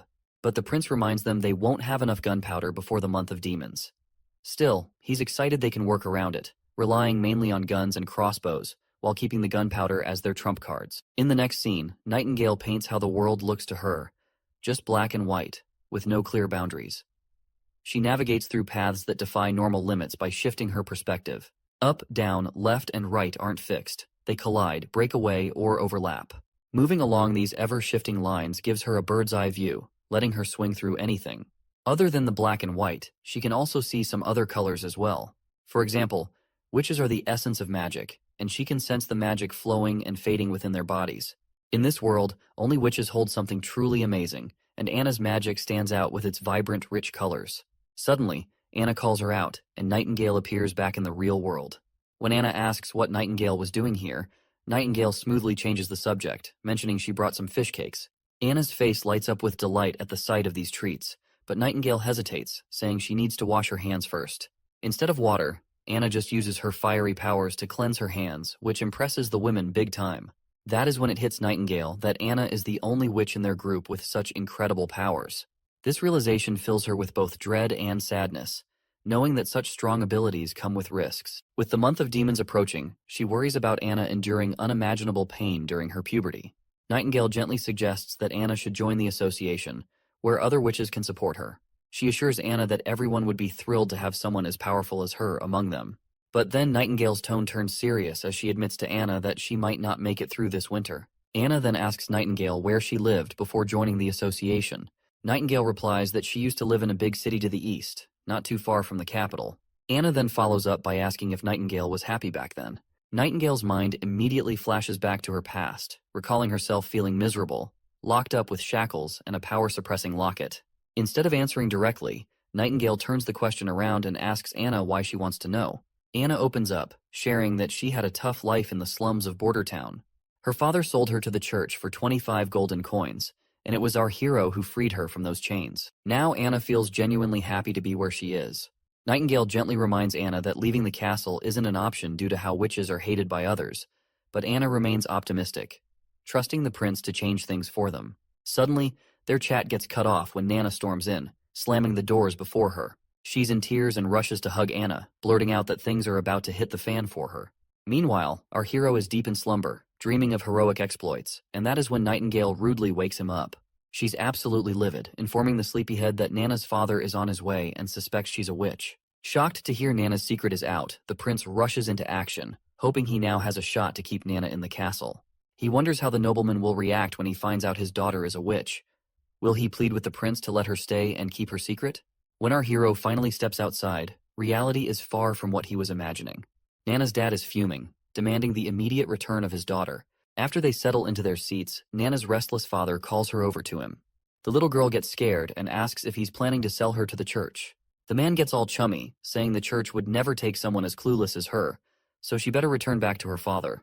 But our hero steps in, reminding him that his daughter is a witch. The man flat out refuses to believe it, and even when Nana herself confirms that she is a witch, the father gets really mad and suggests maybe Teacher Carl is just labeling another girl as a witch. That's when our hero gives Anna a nod, signaling her to show off her fiery magic powers. She does it right away, leaving the old man stunned to see witchcraft in action. Our hero tells him to calm down and assures him they can explain everything. Eventually, the father starts to understand that his daughter is just here to practice her witch powers after all. But our hero feels creeped out by the implication that her father was thinking of him as a pedophile for calling little girls into the castle. The boy then gets down to business, pointing out that Nana has healing abilities that could be invaluable in Border Town during the months of demons, to aid in healing the injured. However, the dawning father, Mr. Pine, politely declines, concerned for his daughter's safety if she stays here. Our hero reveals that opportunities often come with dangers, mentioning that from what he's heard, Nana's grandfather and Mr. Pine's father were courageous knights. The Pine family's noble lineage comes from their grandfather's heroic deeds. Mr. Pine agrees, and proudly recalls how his father once faced down an incredibly powerful demon and actually defeated it. He even has the demon's massive horn hanging over his fireplace to prove it. But then our hero points out how the Pine family is not as prestigious as it was before. Pine family is just a working-class citizens now, to which the father sadly admits. He then notices Pine's rough, calloused hands, proof that Mr. Pine hasn't given up on his warrior spirit and still trains daily to sharpen his sword skills. So, he cleverly suggests that Pine join in defending the border, promising to grant him enough land to become a true noble. Despite this tempting offer, Pine isn't willing to take the risk and prefers to send Nana to Longsong Fortress rather than see her in harm's way. Our hero reminds him that Longsong Fortress isn't as safe as Border Town. The church has eyes and ears everywhere there. If the truth about Nana gets out, not even he could protect her. He promises to prepare a small boat for a quick retreat to Longsong in case of trouble, ensuring Nana and Anna's safety. Finally, the old man puts his faith in the prince, nodding respectfully and pledging his loyalty to fight for our hero's cause. Everyone breathes a sigh of relief and smiles, but Anna pouts, showing her anger toward our hero for even considering sending her away. She makes it crystal clear that she's not going anywhere. The next day, the old constable shows up looking really worried that they've blown all their money on weapons and army training. He's fretting that if things keep going like this for a few more months, everyone's going to starve for sure. The boy facepalms himself and gives him permission to use his savings for their budget. The old man agrees but grumbles it won't solve their long-term problems. Our hero shrugs and says if the defenses fail, they'll evacuate the town as soon as possible, then sends the old man off to do as he's told. Once the constable's gone, the boy feels pretty crushed after draining every last penny he'd saved up, and if the border defenses still fail, he's screwed. Then, his mood perks up when Nightingale shows up again. The woman immediately points out that he had lied to the old man about leaving the town. The prince immediately admits his lie, because he does not want to spread distress among the already terrified townspeople. Nightingale advises him to spend his time with Anna instead of stressing over politics. She shares her fear that Anna might not be around much longer, but the boy insists she will survive, because she has promised to beat those demons at all costs. Nightingale wonders how he can trust a witch cursed by demons. The boy just shrugs and says he believes in her, and further points out that he also trusts Nightingale as well. The woman just stares at our hero's poker face and realizes he's not lying. He casually points out that he doesn't lie without a good reason. Suddenly, they hear a commotion outside. Nightingale glances out the window and gets visibly anxious, noting that it's snowing. Winter has arrived. The boy decides to check on Hunter Ironaxe and his progress. At the shooting range, Ironaxe is using the guns and hitting bullseye after bullseye. The prince shows up and asks about the training. Ironaxe lights up like a kid, enthusiastically mentioning that he's nailed all the basics he was taught. The prince isn't surprised, because being a warrior through and through, Ironaxe has been able to master any weapon given to him. The man praises this iron pipe of the gods for its insane power. He grits his teeth, saying if he had this pipe when he fought that hybrid monster, it wouldn't have stood a chance. Ironaxe drops to his knees, overwhelmed that the prince entrusted such devastating power to a humble hunter like him, and promises not to let his prince down. The prince then checks in with his chief knight, Carter, asking how things are going. The knight looks a bit serious and mentions they could really use more than just the 2 guns they have. Our hero gets it and assures him that 2 more guns are already in the works and should be ready soon. He admits they rushed the gunpowder development because the months of demons are finally here. I'm starting to feel like this comic is turning into a Manhwa version of Game of Thrones. Anyway, once he climbs up the city wall, the soldiers greet the prince right away. Seeing them bow their heads makes our hero feel sheepish, wishing he had taught them some proper military etiquette. The hunter points out that there aren't many demons after the first snow, but our hero tells him to stay cautious regardless. Suddenly they catch a sight of something, and there they see a demon in a distance. The soldiers start to panic, and one of them even asks if they should sound the alarm. Our hero tells the soldier to decide for himself, since he has more experience after their training. Finally, the soldier decides not to sound the alarm and puts his bow down. Our hero is relieved to see that his training of these soldiers is paying off, because dealing with the presence of the demon should be handled with caution instead of acting on impulses. The beast starts walking toward the wall, picking up momentum. The prince squints his eyes and gazes closely, wondering if it's a mutated fox. The hunter agrees, pointing out that the animal has recently been possessed, so it's not that threatening. The wolf gears up to jump over the wall, and the hunter quickly gets ready for the attack. Chief Knight Carter steps forward, shielding the prince. Just as the beast lunges at them, the hunter lets loose an arrow that flies through the air and instantly brings down the beast. The prince peers down to see the creature lying dead on the ground. The knight lets out a sigh of relief that they avoided a close encounter. Meanwhile, our hero notices the strange black blood and can't help but wonder why it's like that. He's also puzzled about why witches can snap out of demonic influence, but these animals can't. Curiously, the boy asks if someone bitten by a demon could turn into a mindless ghoul.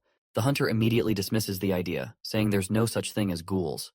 Our hero breathes a sigh of relief, glad he won't have to deal with a zombie apocalypse. He then asks if the meat is edible. The knight started to freak out upon hearing this, and questions why the prince would consider eating cursed meat. The hunter agreed, recalling how he once fed a chunk of demon flesh to hunting dogs, which led to their deaths immediately. The boy sighs in disappointment, thinking it's a total waste of good meat. Both the knight and hunter are shocked that the prince was actually considering eating it, but our hero immediately reminds them how scarce food has gotten, and it would have been great if they were able to chow down on the meat they were about to hunt down. Suddenly, a soldier barges in, blurting out that someone's hurt. Apparently, it's not one of the regular guards, but a worker from the northern mines. Next thing you know, Nana's sitting alone when Nightingale suddenly pops up, asking if she's bored. The little girl jumps a mile after getting scared out of her wits, and the woman quickly apologizes for scaring her like that. Nightingale then mentions that Anna's still busy working, and might be back soon. Nana asks if Anna's still tackling those dirty mounds, and Nightingale nods in agreement. Nightingale then sits down on the chair and grabs Anna's tea out of habit without her permission. It seems Nana is feeling a bit down because of her new job. The prince has assigned her to heal the wounded guards. It's not that she's unwilling to do the job, but seeing the injured soldiers traumatizes her. She wants to overcome her fear to keep using her abilities effectively, and wishes she were as courageous as Anna. Suddenly, Nightingale spots someone coming, and a soldier bursts in with urgency, telling Nana to come downstairs pronto, because there's a badly hurt patient who needs her help. Down in the infirmary, the injured man screams in agony, begging his prince to relieve his excruciating pain. Seeing the soldier there, desperate for his life, makes our hero anxious as he wonders if this man's burns are from the steam engine malfunction in the northern mines. Nana arrives at the scene, trembling in fear as she approaches the burned miner.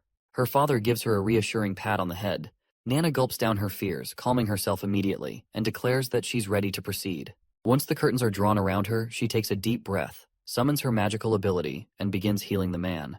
Shortly after, the injured man is completely healed, looking as fresh as a freshly picked cucumber. Meanwhile, the father is really amazed and proud of her little girl after witnessing her healing abilities for the first time, and calls it nothing short of a miracle. Knight Brian happily mentions it's all thanks to Nana that he's also back from the brink of death. The prince freaks out upon hearing this and quickly tells Brian to keep it down. He reminds him that when Nana healed him, she snuck out without her dad knowing, and he doesn't want to deal with her angry father. Now that the injured man is awake and fully healed, he can't believe he's actually alive.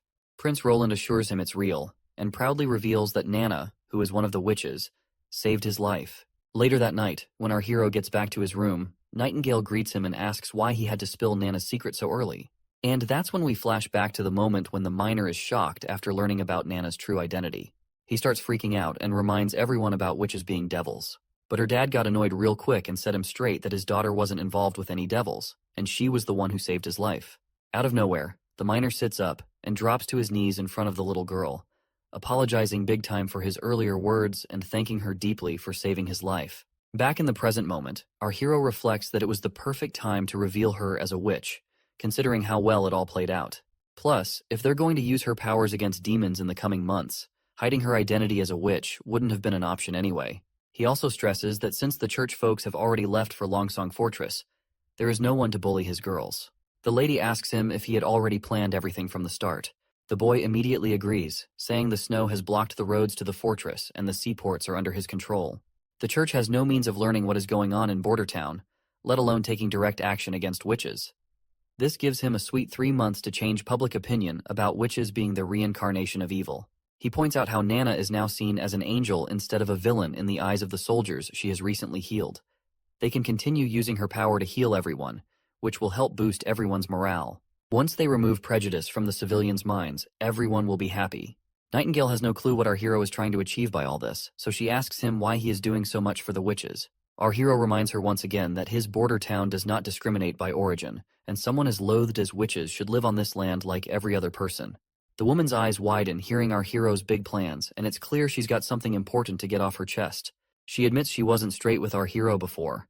The prince is taken aback by this revelation, and the woman starts explaining how her sisters in the association have been moving around for ages, losing hope along the way. All they want now is a safe place to be happy, even if it's just a castle. At first the boy is confused by her confession, but then he's stunned to realize she's actually open to bringing all the witches to the border town. But she quickly brings him back down to earth, warning him that if witches come to the castle, he'll be facing off with the church. The boy reassures her, saying the church's main headquarters is far away. Even if they find out about witches leaving the border town, they won't march all the way to Grey Castle just for him. He's already plotting to gather enough influence to rival the church and create a world where witches can live alongside regular folks. He dreams of expanding that world to Grey Castle, or maybe even the whole kingdom. The next scene takes us to the capital of Grey Castle. There, soldiers on their horses are marching down the road when their captain suddenly yells for everyone to stop. This person looks really pumped as they finally return to the castle. The folks inside the castle light up the sky with fireworks, welcoming the man about to enter the city once again, Gerald Wimbledon, the first prince of Grey Castle. It's hilarious to see that these suckers have explosive material to make fireworks, even though it's been only a few chapters since our hero invented gunpowder in this primitive society. Anyway, the gates come down and Prince Gerald heads into the city with his crew. Once inside, he gets straight to the point and tells everyone he's here to claim what's rightfully his from his father. 3 shady characters show up, bowing before their prince and reporting that they've already done what they were tasked with. Prince Gerald then asks if they've managed to switch out the royal guards of the king as planned. The lackey admits there's been a snag in the plan due to some issues, and they've only been able to replace the guards in the king's chamber. The man waves off the concern, saying as long as he and his crew can get into the castle, they're good. The lackey quickly reassures him that there won't be anyone stopping their entry. The old man then mentions that Prince Gerald's fate star, the Heaven Star, is leaving the equinox and will be gone from this hemisphere in about 4 months. He asks if Gerald remembers what that star activity symbolizes. Gerald's mind drifts back to childhood memories of playing with his younger siblings. Then, he snaps back to reality and admits he already knows what those stars mean. This means he's ready to break the rules of the challenge their father set for them, and Prince Gerald will be taking the throne of Grey Castle. Outside the king's room, the prince catches a weird odor and asks his lackey about the strange smell of blood. The old guy explains that the king had called for a servant girl who noticed the staff change when she left, so they had to get rid of her. Seems like things are getting interesting because the king hasn't been around women since their mother passed away, As he's about to enter, the old man points out there's no guard patrol, making it easier to move around. The prince scoffs that he's not sneaking in like a rat. He's here proudly to discuss inheriting the throne with his father. But if talking fails, he'll try something else. He grips his sword and leans toward the door. The scent of blood just gets stronger. Once he takes a peek inside, he finds blood and smashes through the door. Inside, he discovers his brother standing there, and the third king of Grey Castle, Wimbledon, lies dead with a dagger in his chest. The assassin behind this is Timothy Wimbledon, the second prince of Grey Castle. Seeing his older brother, Timothy claims he didn't want to do it, but had no choice. Just like the first prince had no choice other than to come here. Almost instantly, a bunch of soldiers pop up right behind the first prince and surround him, catching him off guard. The older brother asks his younger sibling how long he'd been planning this. Timothy explains that the decree their father set was like a chess game. He admits he planned to play by the rules, but the third princess started playing dirty. He also points out Gerald as a dirty player, suggesting the first prince wouldn't have rushed all the way across the kingdom to the capital without a heads up from his astrologer lackey. Seems like his lackey has also betrayed the first prince, though the old man clarifies he never lied. When the heavens move from the equinox, it symbolizes a seeker who's lost their way, but also foretells downfall. The first prince gets annoyed and yells at his younger brother, reminding him how he was the favorite son, given all the advantages by the king. Yet he killed their father. In response, Timothy grins shamelessly, pointing out the first prince's hypocrisy, since he was also there to kill the king if talking didn't work out. The first prince trembles, probably after seeing his brother dropping truth bombs so brutally. He asks Timothy if he intentionally lured him here to get rid of him as well. Timothy just shrugs, saying he didn't plan to confront their sister just by staying put to kill his older brother. He's kinda impressed their sister also saw all this coming before the decree was even written. Timothy goes on to explain he wants to end this royal decree early because his Valencia city isn't like their sister's Clearwater port, which is breeding warriors like rabbits. He needs an army, a big enough one to challenge her sister, and that's only possible if he's rocking the Grey Castle crown. The first prince gets furious and charges at his brother, but the soldiers quickly intervene. One of them strikes him from behind with a spear, forcing him to drop to his knees in front of his younger brother. Timothy devilishly informs his brother that he'll be framed for killing the king and labeled a murderer, and he will face the guillotine for his crime as well. The soldier pins the first prince down, but he keeps protesting, asking if Timothy even has the right to judge him, and vows to expose Timothy's crimes to everyone in public. But Timothy has covered all his bases. He's prepared a potion called the Silencer. Once someone drinks it, they won't be able to utter a word. After executing his brother, Timothy plans to play the grieving role perfectly. With no one else in line for the throne, he'll become king without breaking a sweat. He further tells his brother to curse his sister for the terrible fate he's about to face, while the first prince's mind flashes back to a memory once again, and the soldiers start dragging Gerald out of the place. The cunning fox who betrayed the first prince starts calling Timothy king, declaring that the crown is already his. Timothy gives the man a verbal high five for a job well done, but then he pulls out a presumably poisonous pill and tells the man to swallow it if he doesn't want to be betrayed later. Timothy looks at his father, gritting his teeth in frustration at seeing him dead before his eyes. The scene flashes back to the past when Timothy reported to the king that Gerald was on his way to the capital with intentions to forcibly take the crown. Timothy asked if the king had a plan to prevent this. The king just grinned manically, leaving the boy confused. In the next moment, the king pulled out a dagger, swung with all his force, and thrust it into his own chest, dying immediately before Timothy's eyes. Right in the middle of things, Timothy is pissed off, trying to figure out who's stirring up trouble in the fight for the crown. He's dead set on finding that bastard and showing them what happens when you mess with royalty. Looks like the women who visited the king earlier must be involved in this mess. In any case, we're back at the border town castle where everything's been pretty smooth lately. The steam engine prototype in the mines got fixed up, no accidents, and demons haven't been causing trouble either. Our hero's been chilling out, brainstorming how to boost the town's economy and fill up his empty wallet back again. But then, bam! His peaceful moment gets crashed by the knight barging in with bad news. A massive horde of demons is swarming outside the walls. Down at the border, below the wall, a bunch of monsters are howling their heads off. Up above, the soldiers look freaked out at the sheer numbers. And let's not forget Vonner. He was just a regular miner who ended up joining the army just to eat damn eggs. One of the beasts charges at the wall and directly hits HTE wall, leaving the entire wall shaking. And that also did quite a damage to the wall, but the monster immediately falls to the ground and the wolf-type monsters starts marching down. Hunter Iron Ace quickly tells everyone to gear up their spears. As soon as the wolves are right on top of them, the terrified Vanner gathers his guts and stabs those beasts at the captain's command. One of the wolves manages to climb up, but the captain swiftly whips out his gun and blows the monster's brains out. With the immediate threat dealt with, Iron Ace tells everyone to stay focused and keep an eye on what's ahead. Suddenly, a soldier screams as they're attacked, their belly pierced deeply. Seeing their guts spill out terrifies Vanner to his core. The knight and the prince finally arrive at the scene. The knight tells Vanner to chill out and remember his training. Once the soldier regains composure, he snaps back to his senses and orders the others to take the injured soldier to the hospital while everyone else holds their ground and fights off the demons beneath the wall. The prince can't help but smile at the sight of Vanner showing such discipline. He's glad that all that egg-eating didn't go to waste in training the civilian army after all. Suddenly, something catches their eye on the ground, something so freaky that even our hero starts to freak out. The hunter, equally spooked, quickly pulls out his gun, saying they've officially stumbled onto trouble for the day. Our hero's mind is spinning at the sight of this behemoth, a disgusting creature that seems to break all the rules of biology. He never thought he'd come face to face with such a mutant monster. The soldiers rain arrows down on the behemoth, but it's like shooting toothpicks at a tank. The arrows just bounce off its thick, mountain-like shield. They look to their leader, asking what the heck they should do next. Meanwhile, the monster keeps stomping along, each step rattling the whole dang ground. Realizing they need more firepower, our hero tells his crew to get their muskets ready. When the monster gets close enough, they start blasting away, but it's about as effective as trying to stop a T-Rex with a water gun. The soldiers start freaking out when even the muskets can't do squat against this monster. The prince quickly tells them to chill and orders Vice Captain Vanner to round up some guys and grab dynamite from storage. After dishing out orders, he tries to get everyone to listen, but bam! The giant behemoth demolishes the wall they busted their butts to build. At this point, the prince is pretty darn sure they're screwed. He didn't figure the monster would be this tough and calls for an immediate retreat before shit goes down real bad. As the wall crumbles, Nightingale swoops in and saves our hero from a nasty fall. Once they're back on solid ground, the boy asks her what she's doing there. She explains she came because she was worried, and now it looks like her worries were on point. She asks our hero how he plans to handle the monster. He assures her he's still got a trick up his sleeve, and right on cue, Vanner strolls back with dynamite in hand.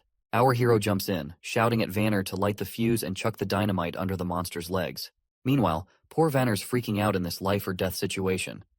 Finally, he gets the fuse lit, plops the dynamite down, and bolts out of there while the fuse starts sizzling. Once that fuse burns down, boom! The whole place shakes with a massive explosion, hitting the monster square in the gut.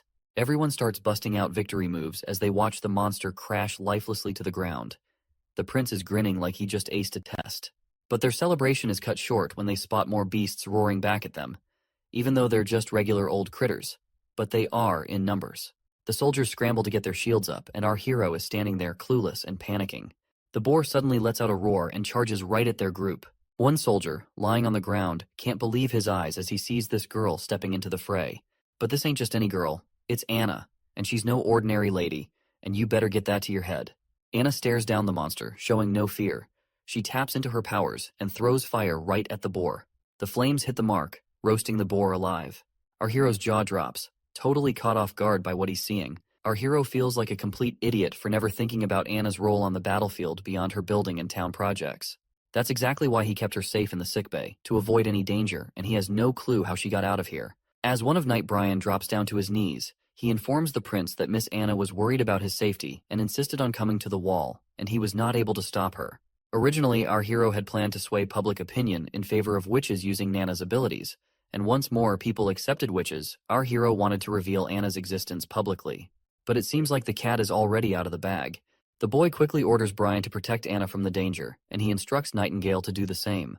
Meanwhile, Anna steps forward confidently as soldiers gather around her protectively. With a determined look, Anna raises her hands, flames flickering to life, and she creates a wall of fire in the hole in the wall, blocking the monsters from advancing any further. Our hero is completely shocked by the magnificence of Anna's fiery display, but monsters continue to emerge from the flames. That is when the boy locks eyes with Anna. And in that moment, the prince understands what needs to be done. He immediately grabs the gun from the knight's hand and begins shooting down the monsters, aiming straight for their heads. The sight of their prince taking action startles everyone. Our hero raises his own gun, rallying the soldiers to prepare their spears and charge forward. His crisp voice fills the atmosphere as he commands them to protect their wall and their border town.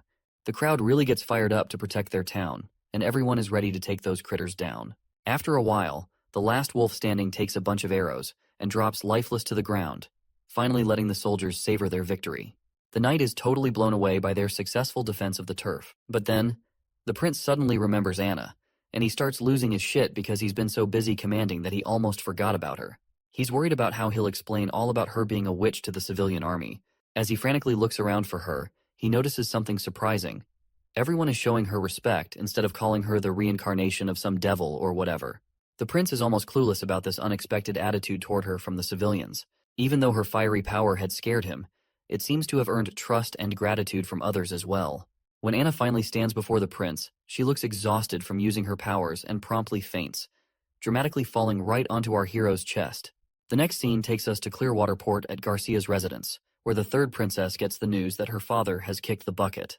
According to the letter, her brother, Gerald the First Prince, has been fingered for the assassination and is now locked up by the guards. They're saying he didn't kill himself, but rather got slapped with an execution sentence by the bigwigs. This news really throws her knight for a loop, and he finds it all pretty fishy. After a bit of hemming and hawing, she admits her brother can be a bit of a dumbbell, but he's not dumb enough to wish for death. She lays out how Timothy's trying to shift the blame to Gerald to fool the public. But snagging control of all Grey Castle won't happen overnight. So, she's tweaking her plans accordingly. The knight, though, he's still scratching his head over why Timothy would pull such a stunt, especially when the king always favored him. That's when the princess drops a truth bomb. Timothy's scared of her. He's quaking in his boots at the sight of the black flag. She explains that Timothy's move was totally uncalled for. Sure, he's trying to pin the blame on Gerald for their dad's death, but he can't fool everyone forever.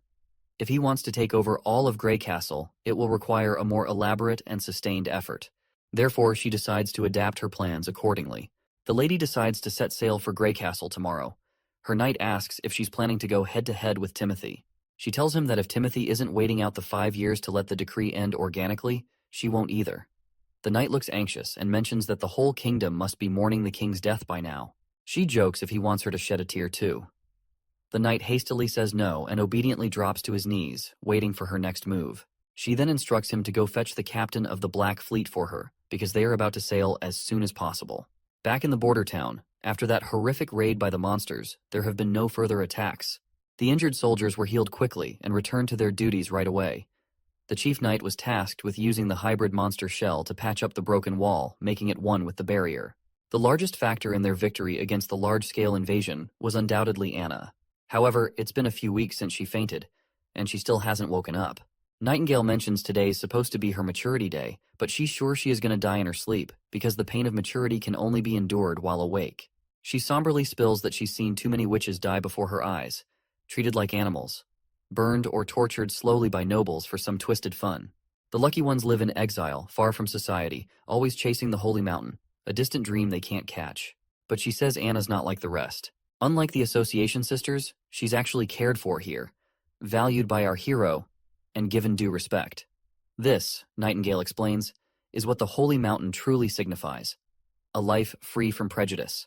In Anna's case, she has already achieved this. As the memories of Anna flood our hero's mind, her strength, her resolve from the day one to the moment she vowed to stay with the prince, he clutches her hand tightly, refusing to let her slip away. Just as midnight strikes, Nightingale notices Anna's puberty beginning, sensing the magic within her body stirring.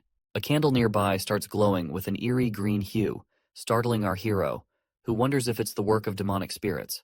But there's no visible change in Anna herself. Then, unexpectedly, the candle's flame dwindles, causing a wave of anxiety, especially for the young Nana. The candle flickers back to life with that bright green energy, surprising everyone again. Suddenly, Anna opens her eyes, which shocks everyone present. Prince Roland hurries over, immediately asking how she's feeling. Thankfully, Anna seems totally okay. She reaches out her hand toward our stunned hero, and he's not quite sure what to expect. But then, a flame bursts to life over her palm, glowing in that vivid green color, which catches everyone off guard once more. After summoning his courage, Prince Roland cautiously reaches out to touch the flame. Just as he does, the scene shifts into the office, where we see our hero's bewildered face. He is shocked to hear that Nightingale has decided it's time for her to leave the border town. She remarks that Anna not only woke up but also survived being possessed by demons, something totally unexpected and unexplained.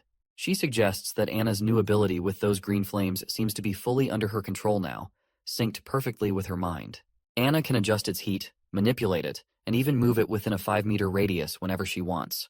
But she's still confused over how she dodged that painful experience, given her super strong magic. The guy figures maybe after she used up all her magic at the border, her magic tank was running on empty, which might have toned down the demon pain. You know, witches are all about magic stuff. Since witches gotta keep their powers hidden from the civilians, all that magic energy builds up inside them. So when they hit maturity, bam, it's like a pressure cooker of magic causing them agony. Nightingale nods along, seeing the logic in his theory, and decides she's gotta jet back to the association pronto. Winter's coming, and there's gonna be a bunch of witches hitting puberty soon. She vows to bring any survivors back here to Prince Roland's town, hoping he'll take care of them like he did with Anna. But Prince Roland tells her to stay put. Maybe wait till the demons have stopped popping up and the weather settles down. Nightingale smirks, saying even getting to association a day early could save lives. Plus, she assures him the demons won't be able to detect her, so she's good to go. The prince then asks about her own awakening, to which the woman brushes it off, saying it's the start of spring and there's no need to worry since she has gotten used to the pain. Still, he advises her to take care on the road. Before disappearing, Nightingale pays her respects to Roland one last time and vanishes abruptly as usual.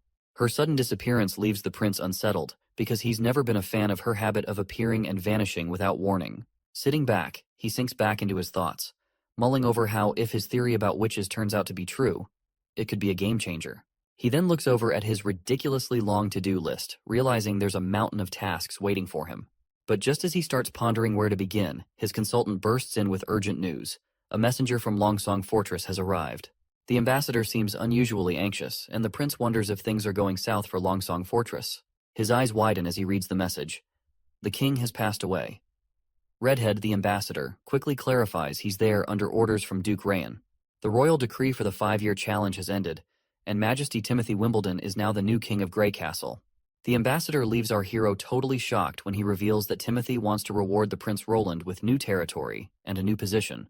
A moment later, the consultant expresses his grief over the king's death at the hands of the first prince and asks what they should do next.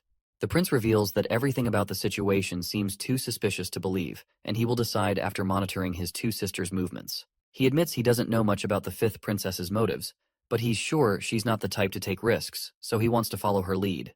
He's also certain that the capital will likely descend into chaos with this power shift, and their priority should be to safeguard their families. With that in mind, he tells his consultant to instruct the chief knight and all castle staff to write letters home. The prince wants to ensure that everyone's families are escorted to other towns to hide. The consultant expresses his gratitude for the prince's careful consideration. The prince also tells his consultant that he wants to stop exporting the town's metals and will only sell gems and rocks to Willowtown, as he wants to use the metals for himself to make more machinery. Additionally, he plans to incorporate more civilians into the army and train them accordingly.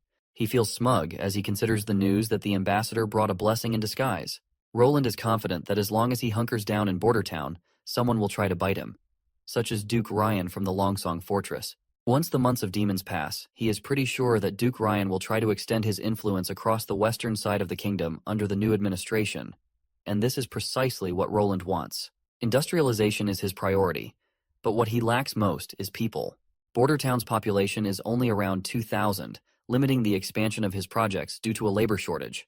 Buying slaves, recruiting talented individuals, or increasing the birth rate seem unrealistic. On the other hand, if they can take Longsong Stronghold, he can gain a large number of freed people while accumulating wealth. Assimilation is easier, and invasion is the best way to grow the population and gather wealth. Roland acknowledges the hassle of challenging the entire fort of Longsong, and he can only wait for Nightingale to return with the witches. This is also the sole reason the prince wants to expand his civilian army and wants to make more machinery. The next scene takes us to the northern mountain range, where Nightingale proceeds down one of the tunnels. Her steps are soon halted by roots growing out and blocking the entrance. Nightingale immediately introduces herself, and the lady known as Leaf withdraws her roots and gets delighted to see her friend back. After exchanging pleasantries, Leaf reveals that one of the two witches, Erin or Ashley, failed to make it to maturity.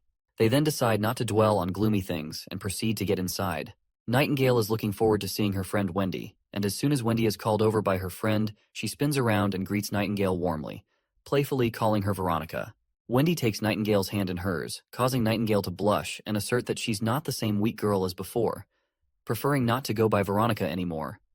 Wendy insists she shouldn't deny her past because it's a part of her. Nevertheless, Nightingale is glad to see her friend, and they embrace each other tightly. Wendy then inquires about Anna and whether Nightingale managed to help her through her maturity. With a smile, Nightingale reveals that Anna didn't need any saving at all. In fact, what they've discovered is going to change things for all the witches. In a few moments, Nightingale spills the beans to her sisters about the prince and how he's letting everyone stay in his border town without any discrimination against witches. Wendy's not buying it at first, but Nightingale swears up and down that the prince not only said it, but also saved Anna and Nana. Not only that, the prince does not believe in any bullshit about witches being possessed by devils, and stresses that witches get their power from themselves. To seal the deal, Nightingale reminds everyone about her ability to smell lies, so they can trust her when she says the prince is serious. She spills about his plans to protect witches and even go against the church if he even has to. Then she pulls out the steam engine blueprints, proving they can build a kick-ass sanctuary to rival the Holy Mountain. Just as Nightingale's painting this picture of paradise, some lady with green hair barges in, telling everyone to shut up. She seems like their teacher, and Nightingale quickly shows respect by bowing her head. The teacher gives Nightingale the stink eye, wondering aloud if she's saying the Holy Mountain they've been chasing forever is just a bunch of hot air. Next up, we're with the new king, Timothy, where a knight shows up with a stone called Divine Judgment, supposedly the ultimate weapon against demonic forces. The knight boasts that the church has confirmed its power to handle witches for ages, but Timothy's annoyed, blaming witches for his father's suicide. He orders the knight to keep capturing witches and scour the capital thoroughly for more. Meanwhile, back with Nightingale, she wakes up tied to a pillar with that same witch suppression stone around her neck. She's trying to figure out how she ended up in this mess. We flash back to when the green-haired lady freaked out at the idea of the prince siding with witches. She rants about how witches have been persecuted and killed for ages. She believes Nightingale has been deceived by the prince and insists that the pain of maturity is a sacred test for a witch's body and mind, and only those who endure it can achieve true power and find eternal peace in the Holy Mountain. Nightingale is shocked to realize that all the suffering witches endured was just a test for this woman. She's further annoyed at the thought that her fallen sisters, who endured so much pain, are simply dismissed as disqualified subjects. The teacher offers Nightingale a final chance to seek forgiveness for her ignorance and mistakes, promising her mercy. But Nightingale remains resolute, insisting she'll only take sisters with her who believe in her. As she tries to leave, a snake immediately grabs her feet, and before she can react, she blacks out from the venomous injection of petrification, waking up to find herself in her current bind. While they're face to face, Nightingale reminds her why he's using that stone of divine judgment even though they don't believe in that stuff. The snake lady says it's just a tool to punish disobedient kids. She reminds Nightingale how Wendy saved her from the clutches of the aristocrats. Instead of repaying that kindness, now Nightingale is trying to sell them all out to those filthy nobles just to mend her relationships with them again. Nightingale denies any such motive, emphasizing she only wants her sisters to live freely without fear of starvation or the pains of maturity, and believes everyone deserves the right to choose their own path. She points out how much Border Town has changed, pointing out that the steam engine blueprint she brought is just one of many miracles. The snake lady scoffs, saying she can't make heads or tails of the blueprint and tosses it into the fire, declaring that a hunk of steel can't move like it's alive and she's no fool. She then grabs the hot dagger and holds it just inches from Nightingale's neck, letting her know this is her last chance to beg forgiveness for trying to deceive the Witch Association. If Nightingale doesn't comply, she threatens to skewer her heart and turn her into an example for others. Even though she is staring at her death, Nightingale remains defiant. Instead of bowing her head, she'd rather take that dagger straight to her heart. That's when Wendy steps in, reminding them how many sisters they've already lost and they can't afford to lose another. The snake woman grows agitated, demanding to know if Wendy also believes Nightingale's lies. Wendy denies it, stating she's not planning to go to the border town, but she agrees with Nightingale that everyone should have the right to choose their own path. Wendy then asks if anyone wants to bail with Nightingale to the town, but nobody speaks up. Seeing this, Wendy suggests letting Nightingale go solo since she hasn't done anything to harm the gang. The others agree, telling their teacher to set Nightingale free. But the teacher goes absolutely bonkers, saying she can't risk letting Nightingale go because she might expose their turf location to the church. She swings her dagger, ready to strike, but before she can, Wendy steps in and stops her. Wendy grabs a coin and throws it hard at Nightingale, smashing the power suppressor stone. The teacher gets ticked off and goes after Wendy with a snake that bites her hand. But Nightingale springs into action. Before the teacher can react, she's screaming in pain with a sword in her chest, causing her to collapse to the ground. Before anyone can react, Nightingale and her friend start to disappear and exit the tunnel. Wendy doesn't seem to be in good spirits because the poison from the snake bite is spreading across her hand.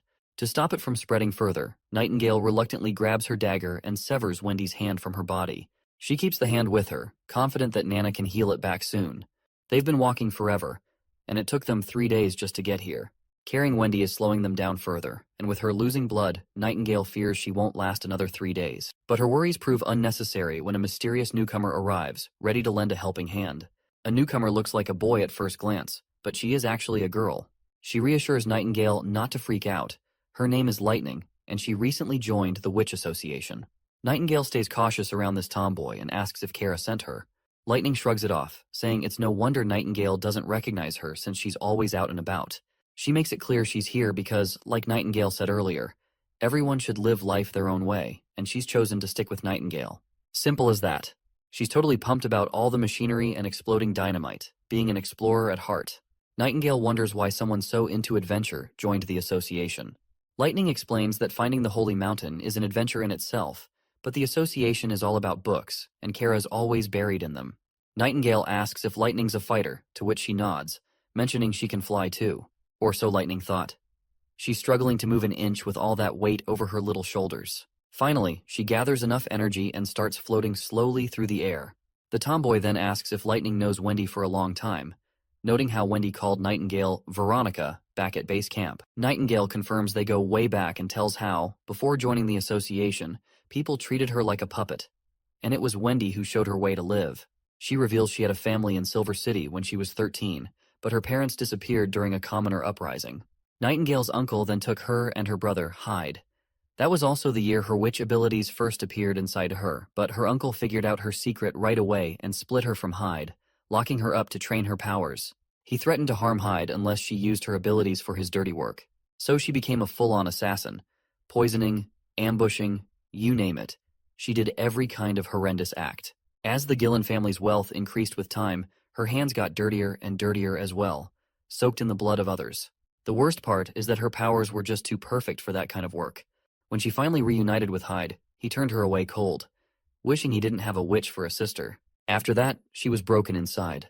When maturity hit, she managed to survive the pain, and her powers also intensified. The prison bars couldn't contain her anymore, so she broke free, killed her uncle, and left with no direction. It was then she found Wendy, who was like a spark of warmth in her cold world.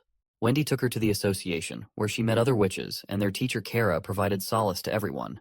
In the present, Lightning points out that Kara has gone off the rails, finding it hard to believe there's a prince who genuinely cares about witches. After finally reaching Border Town, we find our duo inside this familiar, quaint cottage. The prince can't seem to stop sneezing, wondering who might be thinking about him so much. Just then, a commotion grabs their attention. As they turn around, they see Nightingale and the other two bursting into the cottage, crashing right before their feet. Anna immediately takes her stance to deal with these uninvited intruders. But Nightingale immediately yells at our hero to fetch Nana as quickly as possible.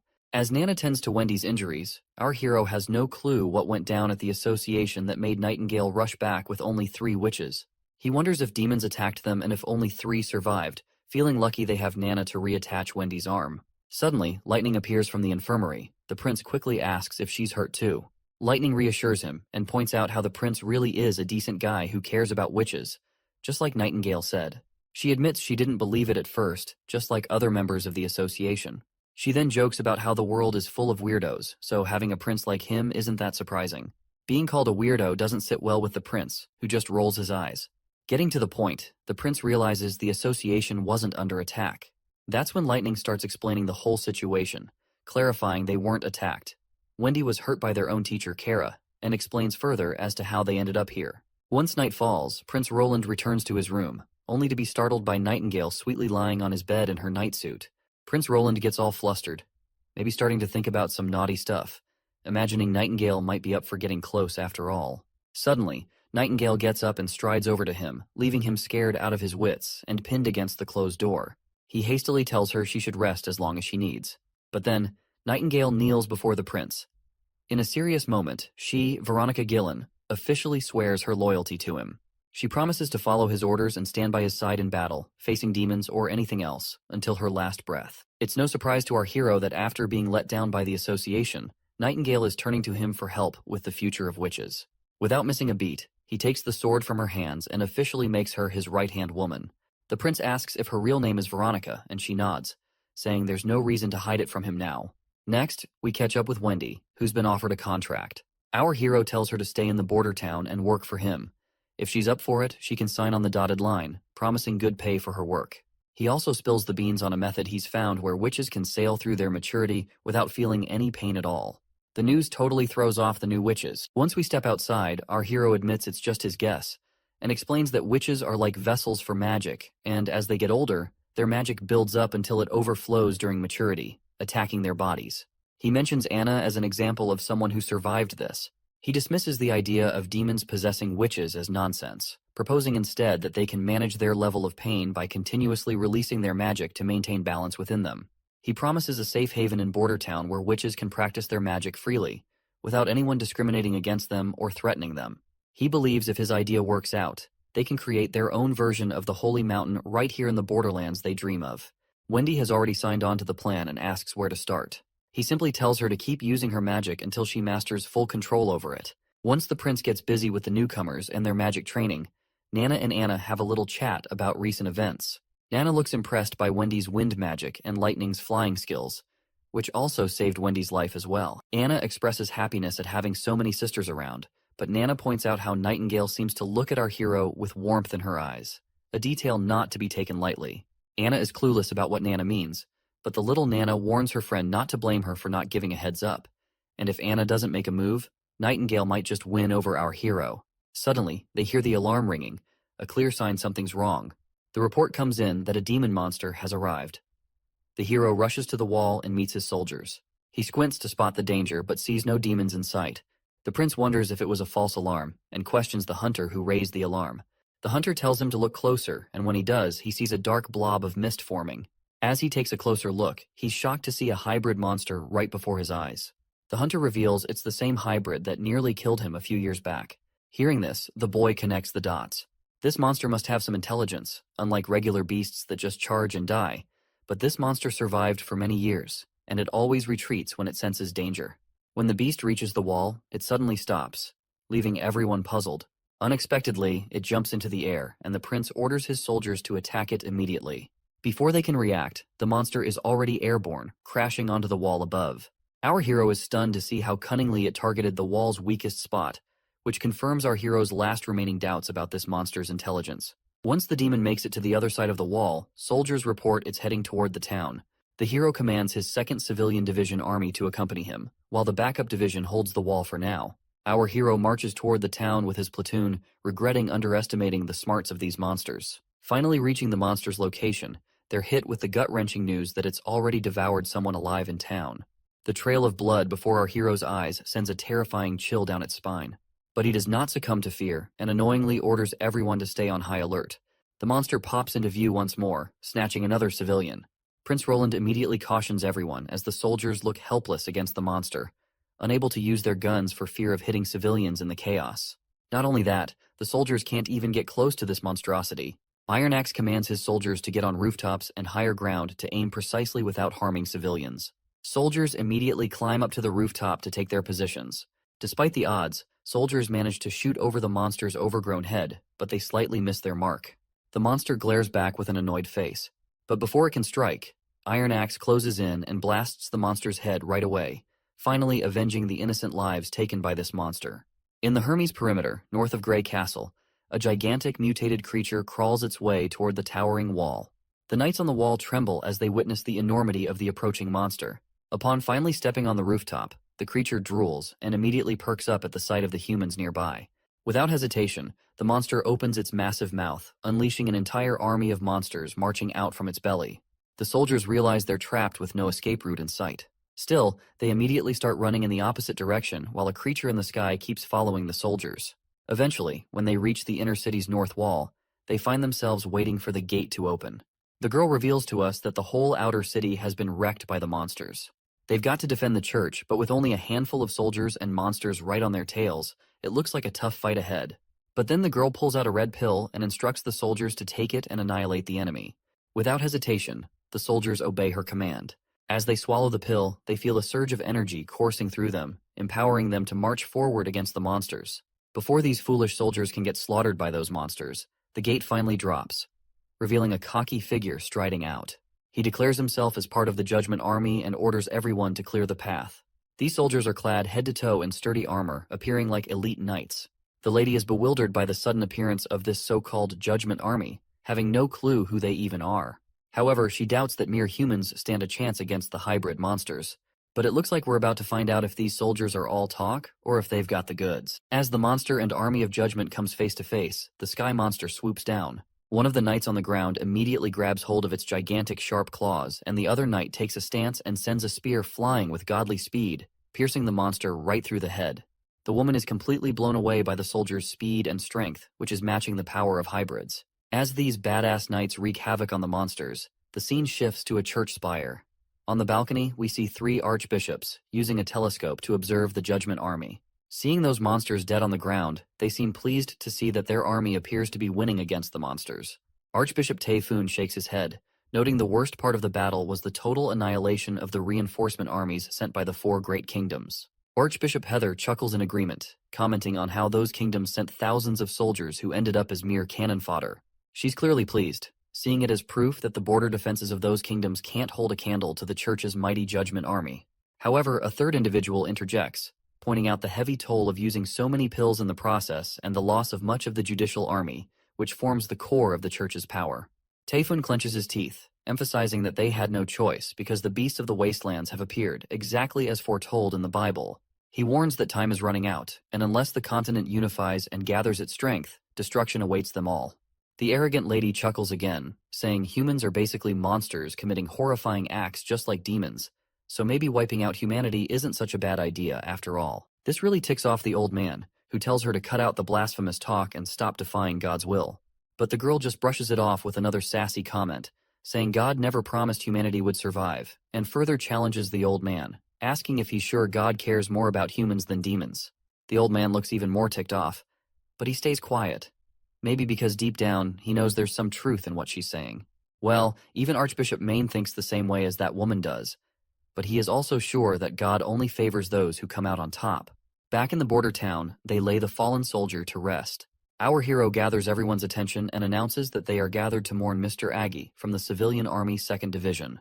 The prince goes on with the usual talk about the man's heroic deeds in sacrificing his life to save their hometown, bidding him a final farewell as they cover his grave with mud. Chief Knight Carker is deeply moved by our hero's compassionate gesture, noting he's never seen someone of noble birth show such respect for commoners whose names he didn't even know.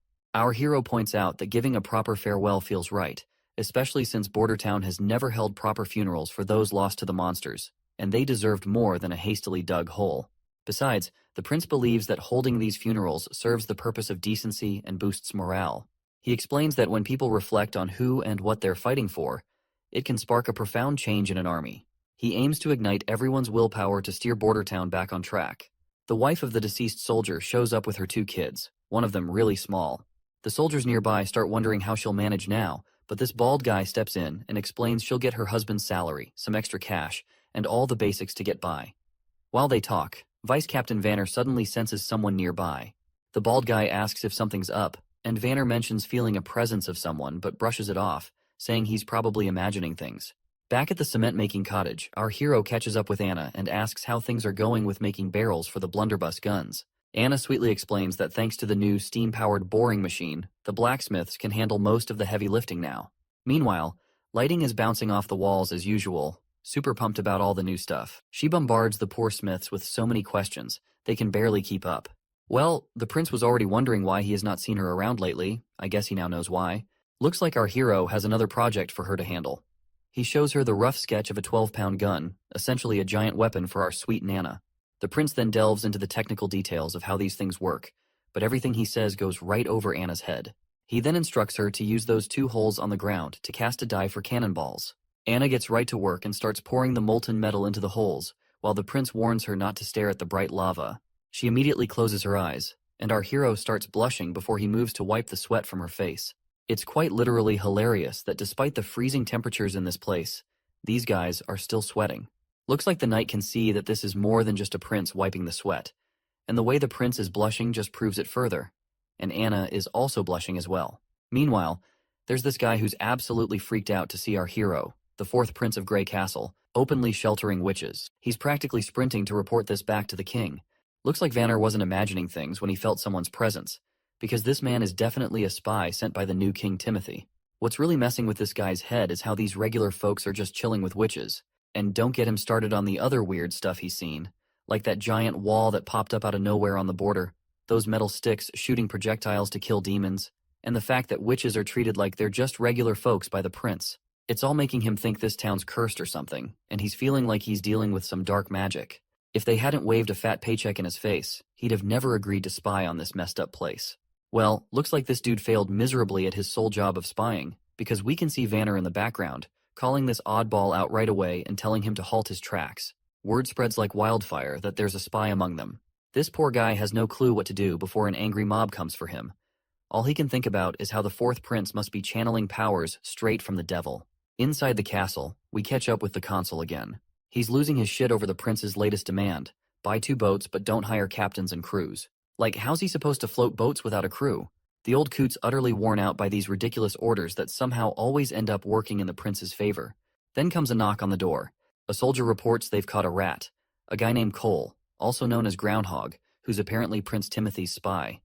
Turns out this guy's been living under a fake identity for months, pretending to be a border town resident. They found a letter and some money on him, but he's still being grilled for more info. The old man orders them to squeeze every last drop of intel and execute him right away. Looks like the old man is not freaking out because this is already a 4th spy they have found out. Our clever prince had foreseen more spies would come, so he told the old man to announce that there are people in the border town trying to destroy their food reserves. He instructed everyone to keep an eye out for anyone acting suspiciously, promising a reward for anyone who catches a spy. The old man is always surprised by our hero's cunning decisions. He sees him as a devil who doesn't even fear the stone of divine judgment. Back in the Grey Castle capital, Timothy inquires about the royal decrees he sent to his siblings, but none of them have replied. One of his men reports that the 4th prince, our hero, sent a reply stating he will return once the months of demons are over and his people are safe. The reporter points out that Prince Roland still acknowledges Timothy as a prince, not a king. Timothy considers our hero a fool for opposing him, especially since Timothy had plans to offer him land and a comfortable life. He dismisses Roland as an oddball and asks his lackey if there's been any response from the 3rd and 5th princesses.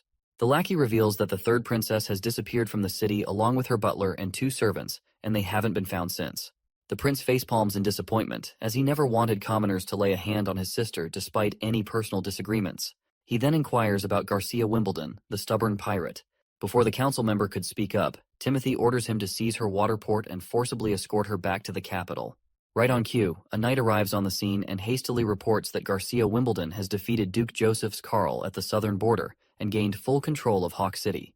The news terrifies Timothy beyond belief, and he sinks even further into despair when he hears she has crowned herself Queen of Clearwater with the blessings of the local dukes, and the whole southern half of Grey Castle has split off. Next scene, we're down by the river south of Border Town, where our top captains are tearing down the cannon they just put together. Both of these tough guys are beat, griping to their boss that this thing is way too damn heavy. The chief knight then asks why he got stuck guarding this behemoth, since no one can move it an inch, let alone stealing it. Our hero just sighs, explaining it's not just something, it's a masterpiece built with blood, sweat, and the grind of steel. He wonders why others can't see its beauty like he does. Moving on, Lightning is itching to clean the barrel, so our hero gives her the green light to go ahead. Watching this eager tomboy happily doing her job, the knight gets confused and asks why Lightning hasn't signed a labor contract. Our hero explains she insisted on working for free as long as the prince kept inventing interesting stuff. All she needs are food and clothes, and this broke idiot couldn't pass up such a steal of a deal. After Lightning finishes cleaning the barrel and reports it's empty, she eagerly waits for the next step. Before we move on, our hero tells his soldiers to remember the first step, making sure there's nothing stuck inside the barrel. Next up, they need to load in the gunpowder and slap that cannonball on top, making sure to push it down real hard to get rid of any air. Then, they stick in a fuse to light up the party. Once everything's set, the prince tells everyone to clear out and lights the fuse. It starts sizzling right away, so everyone covers their ears to save their eardrums. Boom! The cannonball goes flying straight at the dummy and punches a hole right through its chest. While the hunter prays to God to see such devastating power, Vanner is also blown away. Even after smashing the dummy, the cannonball keeps going for another 100 meters, proving our mission's a total win. A 12-pound cannon can theoretically reach thousands, so these results are solid for a first shot. The knight respects the weapon's power, but worries it's too heavy to lug around. Cleaning, loading, and carting cannonballs and gunpowder is a hassle. Our hero nods, saying the effort's worth it if it means slaying hybrid demons effortlessly. He's already thinking of using ships to solve the weight problem, and has enlisted the old consul's help in acquiring sailboats from Willow Town. Wendy's wind control will increase transportation speeds for both civilians and cannons, aiding their strategy against the Duke of the Longsong Fortress. He envisions a pincer attack by approaching the Duke's army from the rear. So much for his boat dreams. The old man burst his bubble by saying they can't afford any sailing boats. A double-masted sailboat costs a whopping 120 golden coins, and that doesn't even cover the crew, which runs about 200 golden royals. Even if they blew all 315 golden coins they have in their treasury, they'd only get the boats, with no pay left for the civilian army next month. Back in the office, our hero keeps arguing with this stubborn geezer that he doesn't need a crew. But the old man keeps insisting that's not how things roll in Willowtown. Boats come with crews. If he wants a boat, he's got to hire them too. But then the prince gets this bright idea to buy boats from another town. But the old man shoots him down again, saying all the major ports are too far away and it'd cost a fortune to bring boats here to Border Town. But then our hero comes up with a crazy idea. Why not build a boat themselves? He says they don't need anything fancy, just something to float since Wendy will handle the steering. A simple flat-bottomed barge would do the trick. But then the old coot brings up another problem about the materials they'll use. Our hero confidently suggests using light wood, but then he realizes a boat of logs might not be as durable and reliable. He even considers having Anna help weld a proper metal boat, but he's already used up all the metal-making guns and stuff. Then, the idiot remembers they have tons of concrete left over from building the wall. He suggests using wood for the base and reinforcing it with steel rebar, then making the rest of the boat out of concrete. We don't need to waste any more time figuring out how he plans to make this boat happen. Let's just wait for our hero to finish up the blueprint and get started. Before long, we're down by the riverside at a makeshift boat workshop. They've already put together the basic structure of the boat. When Lightning sees the giant thing, she cracks a joke about it being a massive bathtub fit for a king's lavish baths. Our hero chuckles and corrects her, saying they're actually building a boat, not a bathtub. But Lightning is still skeptical. To her, it doesn't quite look like any boat she's seen before. While they banter back and forth, Wendy's happy to see Lightning and our prince getting along just fine. To which, Nightingale points out that getting along with others has always come naturally to Lightning. She was just as energetic back in the association days. The mention of the association immediately saddens Wendy out as she worries about her other sister's safety. Back in the mountain range, we see the witches marching down. As they walk, one of the sisters alerts everyone about the presence of demons. The teacher quickly tells Lady Leaf to lay her down and help the others. Lady Leaf gently puts her injured teacher on the ground. As the monsters approach, the witches stride forward to face them. Meanwhile, the teacher blames Nightingale for their sorry state and vows to get payback once she finds the holy mountain and gathers more witches. She hasn't forgotten about Wendy and Lightning either, feeling betrayed by them. When the monsters leap at them, Lady Leaf works her magic, summoning roots that grab the beasts, while Zephyr, another witch, sucks the air out of their lungs. Seeing the girls take down those monsters puts a grin on the teacher's face. She's sure that with their combined effort, they'll bring the church crashing down once they reach the holy mountain. The teacher decides to take a breather for a while here, but suddenly she's left in shock by what she sees before her eyes. She wonders aloud if this could be the holy mountain. Before them rise skyscraper-like structures that couldn't possibly be built by humans. The sight brings a giant smile to the teacher's face as she believes they've finally found the holy mountain. However, the others are not convinced. According to all the books, the holy mountain is supposed to be a serene and abundant place, which is drastically different from what they're seeing. Despite Leaf still being unsure, the teacher is going nuts over the grand structures and is absolutely convinced this is the holy mountain. Leaf hesitates to voice her doubts, recalling what the teacher did to Nightingale when she disagreed. Feeling she has no other choice, Leaf reluctantly starts walking forward. She's certain that if they don't explore further, the teacher will never rest. As they're walking, one of the witches suddenly drops dead. Lady Leaf tries to pause to mourn her friend, but the teacher snaps at her to keep moving forward, warning that stopping could mean their own death at nightfall. Leaf starts crying, torn between grief and the teacher's urgent commands. The teacher insists that lingering here would only invite demon attacks. They continue on, but then another witch realizes the supposed mountain they were aiming for has vanished. This sight shocks the teacher, who, let's face it, acts more like a tyrant than a caring leader. The teacher sinks into despair, recalling a city that's like an unreachable illusion in the sky, disappearing every time with the sunset. The snake woman declares it was all just an illusion, something she'd heard rumors of typically occurring at sea, but seeing it on land was unheard of. Suddenly, something approaches them, confirmed by another witch to be 3 demons once again. But this time, it becomes clear this new threat is not just a regular demon. This mysterious entity attacks one of the witches with some weapon, leaving Leaf frozen in place as her friend is struck down, a long spear piercing her chest in an instant. Leaf stares at where the spear came from with disbelief. Before them stand hybrid creatures, riding demonic beasts. Looking at their ripped bodies, it's no wonder they took down the girl with just one blow. One of the witches immediately uses her abilities to turn the ground into a swamp, but the creatures effortlessly leap from their mounts and land right in front of the women. One monster swings its hand, smashing a witch with brutal force, splattering blood everywhere, leaving the sisters absolutely terrified out of their minds. The beasts then turn towards the remaining sisters, who stand petrified and trembling in their boots. Suddenly, another monster fixates on a redhead among them. Her face pales as the creature approaches, its grotesque tongue-like appendage dangling from its mouth, which is a far cry from any normal tongue. Before the beast can reach her, it's struck by a fireball. Though it annoys the creature more than hurts it, the redhead grabs the hand of the traumatized orange-haired witch and urges her to run. But the orange-haired witch is so shaken that she's forgotten how to move. Another witch decides to confront and pulls out her puny bow, which, let's be real, looks like a toy, and she's brutally kicked by the monster right in the chest. She goes flying and sprawls on the ground, and it wouldn't be surprising if she died from that single blow. Despite seeing her friends drop like bugs, Wendy uses her root magic once again to try and immobilize one of the monsters, wrapping it from head to toe.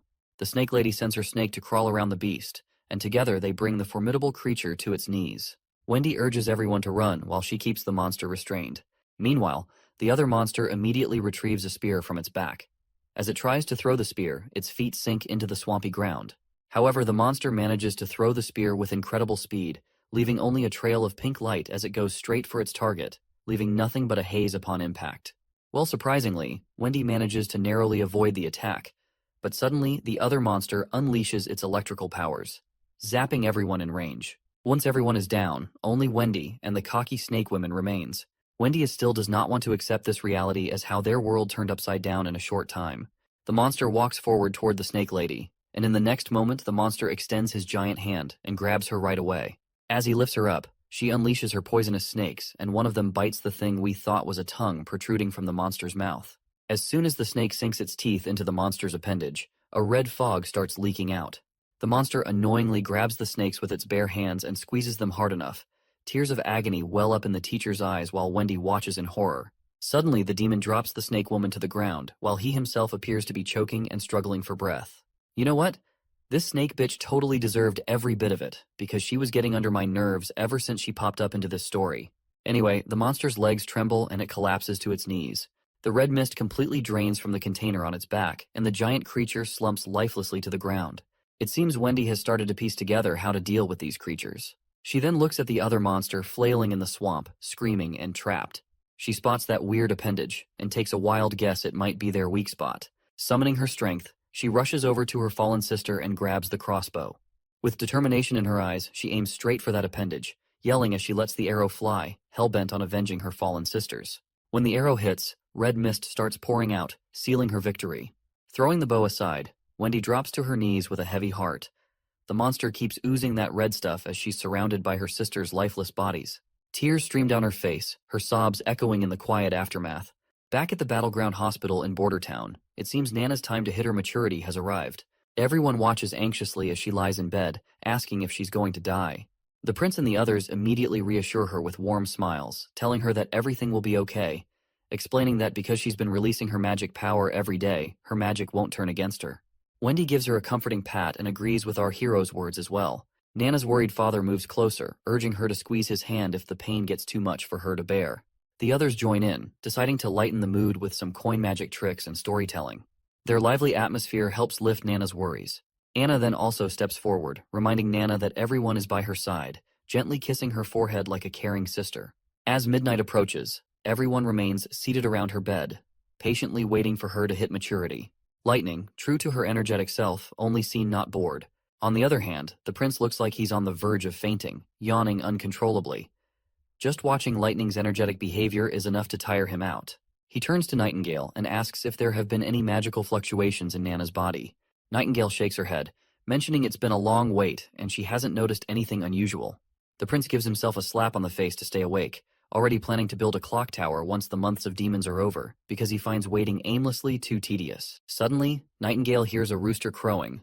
The prince pulls aside the curtain and is momentarily blinded by the morning light. Anna wakes up too, startled by the sudden brightness. It's clear the next day has officially arrived, and everyone is pleasantly surprised as Nana wakes up at daybreak. Lightning bursts with happiness, and her father breaks down in tears. Everyone is incredibly relieved that Nana has successfully passed through her maturity ordeal without any issues. After some time, the prince leans over to Nightingale and asks if she's absolutely sure today is Nana's maturity day. Nightingale nods, mentioning the change was subtle but definite. She agrees with our hero's theory about witches, how daily magic practice can boost their powers and ease their hardships. If all witches get good training daily, they could make it to adulthood without issues. Wendy joins in, saying since the prince is the only one welcoming witches, they could turn Border Town into a sanctuary. She pledges full support, and the prince lights up, saying he's been thinking about this for ages. But since openly inviting witches could get him cancelled by the kingdom, he plans to spread rumors about a sanctuary to let the witches come by themselves. However, if he becomes the king, there will be no one stopping him to invite witches. Wendy drops to her knees, promising to help him become king. She swears her loyalty and says her life belongs to him now. The next day, our hero's sail ship finally makes it ashore. Two soldiers take a close look and start pointing out all sorts of technical flaws that make this boat unlike any they've seen before. Once they finish their inspection, they decide to head back to cannon training. Meanwhile, some daydreaming soldiers, trailing behind Vice Captain Vanner, start talking loudly about wanting to be as formidable as Hunter Iron Axe. But then one of them gets serious, pointing out they've been training forever without firing a single shot, and wonders when the prince will actually let them loose in a real battle. Another soldier mentions how those in the Flintlock team have already been at it for days, practicing battle tactics on the walls. That's when Vanner starts to wonder if our hero really plans to use the cannon team against demonic beasts. But, considering how heavy and bulky the cannon is, it's not exactly ideal for transporting up onto the walls. Finally, it clicks for Vanner that their master's strategy involves using the cannon on the sailing boat, not just against beasts, but against a strong army. At the west shore of Redwater River in Border Town, we find the cannon team undergoing training under the command of Hunter Iron Axe. They've been tasked with aiming the cannon in a specific direction. The chief knight remarks on how hardworking the cannon team looks, and our hero agrees, noting that both teams are pushing themselves to earn 5 more silver coins than the others, which fuels their determination to succeed. The prince plans to move operations to Littletown once the soldiers are well trained on the ground. Curiously, the knight asks if our hero means the concrete ship they built, and our hero nods, saying that's what he's calling it. He points out that the workers managed to wrap up everything in these few days when the snow was light. They not only slapped on some anti-rust treatment, but also threw together a shed for storing cannonballs. And hey, Wendy's got herself a platform now to play around with her wind powers to stir the boat. Chief Knight finally gets why our hero was so bent on training Wendy to handle her magic. Then Prince Roland drops a bomb on the poor knight by making him the commander of the boat. The knight freaks out, saying he's never sailed a ship in his life.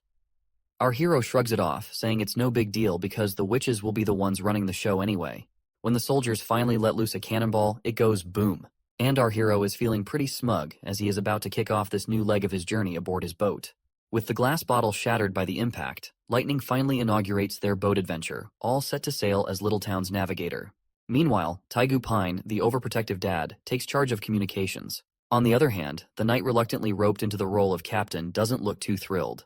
Lightning gives the knight a reassuring pat on the shoulder, assuring him that navigating suits her perfectly since she's a pro at sea adventures. She mentions her dad, known as Thunderbolt, also has a knack for the sea.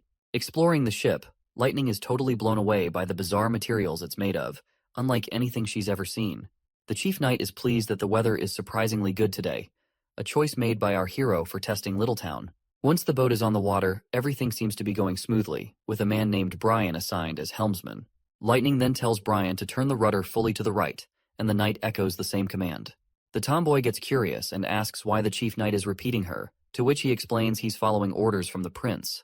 Meanwhile, Brian is clueless about what he's supposed to do, so Lightning, after facepalming, decides to take charge herself. She goes all out and spins the rudder sharply to the left, leaving the two behind totally terrified. After her little adventure, Lightning marvels at how our hero has paid attention to details that even someone with years of sea experience like herself might miss. Lightning then tells Wendy to crank up the wind, since she has been assigned a role as movement power support. Before she got this title, our hero had pushed Wendy to master her magic, which she hadn't really bothered with before getting to Border Town. After some serious effort, her early attempts were only enough to blow dry some pieces of meat, but she matured slowly. And now, armed with those lessons, Wendy channels her magic and gives the boat a solid shove, sending it sailing above the water effortlessly.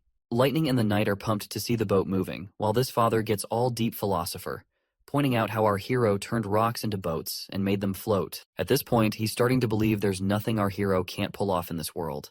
As the boat continues to sail smoothly, the man gives props to Brian for becoming a sailor in less than half an hour. Brian sheepishly credits Lightning because she was the one who was guiding him through everything properly. Meanwhile, on the pedestal, Wendy starts feeling drained and struggles to keep up with pushing the boat, as if running out of magical power. But she takes it as a challenge, pushing her limits with a goal to last until the ship reaches shore. Or so she thought. Wendy starts losing consciousness, and Lightning immediately directs everyone to steer the boat towards shore because Wendy has fallen ill. Once the tomboy gets her down, they find Wendy's entire body covered in icy sweat, potentially freezing her to death. They chide her for not informing them about her condition earlier, but it seems their streak of fortune has just taken a turn, as their boat also crashes into some rocks which causes damage. The captain bellows orders, directing Lady Lightning to escort Lady Wendy back to the castle while commanding the others to stay and gather the sails. As Lightning immediately departs with Wendy, the captain of the damaged ship is visibly disheartened. He reflects that while their test of Littletown was not a failure, it hasn't quite been a success either. At least they've identified two critical issues to address: keeping Lady Wendy warm on the pedestal and making the boat shockproof. Meanwhile, back in town, a carriage travels down a desolate road. The driver of this carriage is a one-legged man, and inside the carriage a priest can be seen beating the shit out of this little girl. And this girl is apparently not alone in this carriage. The carriage driver couldn't help but feel sorry for the girls, even though the man inside the carriage seemed to be their only lifeline. Without him, these girls would have likely frozen on the streets. When the man steps out of the carriage, the driver asks if they are all orphans from Wolfheart Kingdom. The priest nods, explaining that churches in the kingdom take in children when food and clothing are scarce. And since church ends up taking tenfold kids nowadays, the priest is glad that they have a driver someone like him to rely on. Grateful for the well-paying job, the driver appreciates earning 20 silvers to transport these orphans. And since he does not have one of his legs, driving the carriage just suits him perfectly. Little does the driver know, these girls aren't ordinary orphans, they are witches. That's why the priest pays him so generously. But the priest doesn't disclose this detail, just urging the driver to keep going without questions and promising payment upon arrival. Once they stop at a hotel to grab some food, the priest tells a woman that he's brought some tender kids for her to take care of. While that awful man parades those girls around like merchandise, the carriage driver can't bear to watch his client exploit them for a quick buck. He closes the curtains, unable to stomach the sight of their humiliation. The scene shifts to Archbishop Maine descending into a vast underground chamber once again. He marvels at the sight, acknowledging that no matter how many times he visits, the grandeur of the dome never fails to take his breath away. The Archbishop asserts that this dome, which he calls a natural creation, is surely the work of the Lord. The Archbishop explains that while the Hermes Church above ground symbolizes steadfastness, the heavily guarded depths of the Hermes dungeon might be the true heart of the church. Once he steps into that mysterious facility, a knight guides the priest deeper into its depths. As they stroll along, we learn these knights are the church's most steadfast hounds, rewarded with homes in these tunnels for their loyalty. Any disciplinary actions are dealt with severely, often resulting in lifelong confinement within the very dungeons they guard. Other tunnels house libraries filled with church literature, historical documents, and notably, the prison where those unlucky criminals rot away for good. Through another door they go, entering the prison where desperate voices beg for freedom, willing to trade their lives just to escape. The priest stops before a particular cell, secured with a large lock. He instructs the knight to wait outside and, once alone, he urges the prisoner inside to eat properly.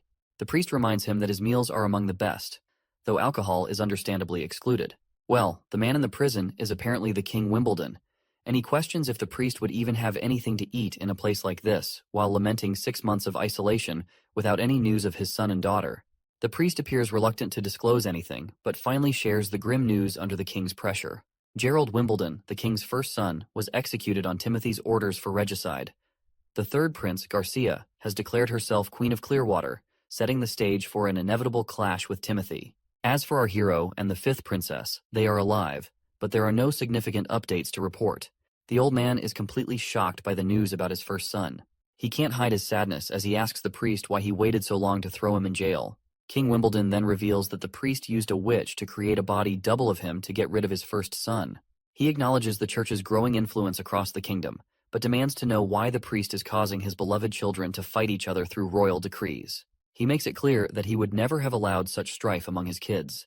The priest responds by saying that his children are now adults making their own decisions. He points out that his daughter, Garcia Wimbledon, took over Clearwater Port 5 years ago and wouldn't sit back while her brothers fought for the throne. Furthermore, he emphasizes that the church couldn't afford to waste time and had to remove the King Wimbledon to firmly establish their control over the kingdom.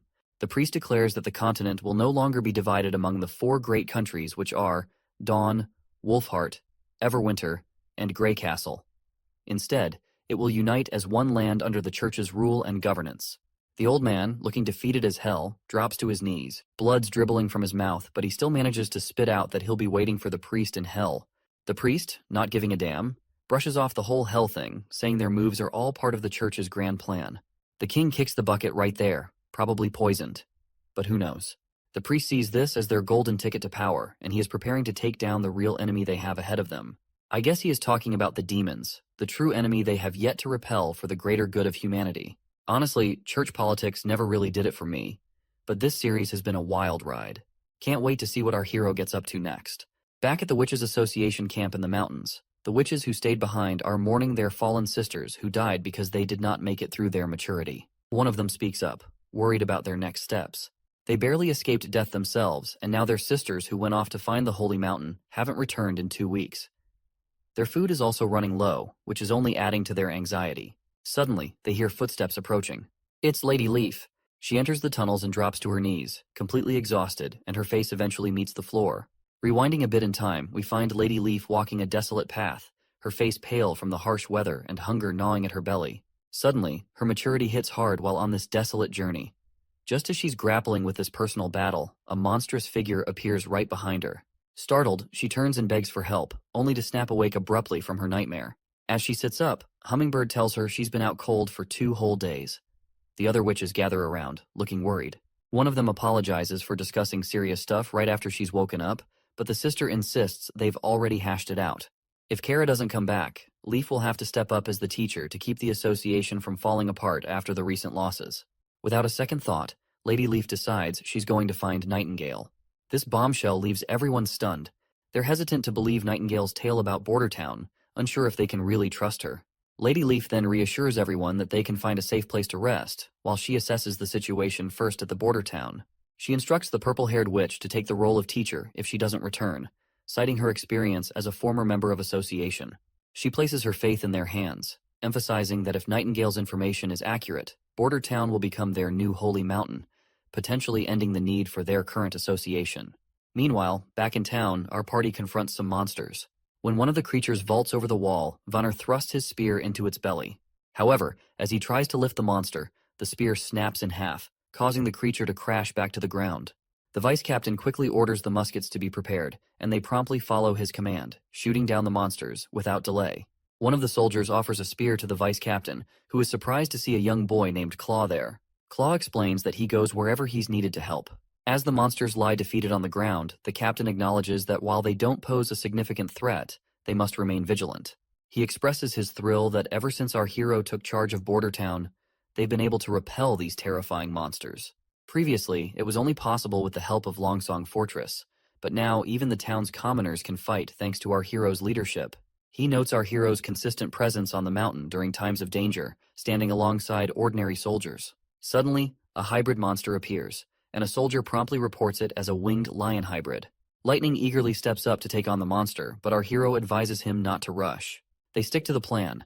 Lightning will act as bait to draw the demon's attention while ensuring she stays at a certain height. The monster lands on the wall's surface, and Lightning, brimming with confidence, decides to go for it, assuring everyone he won't disappoint.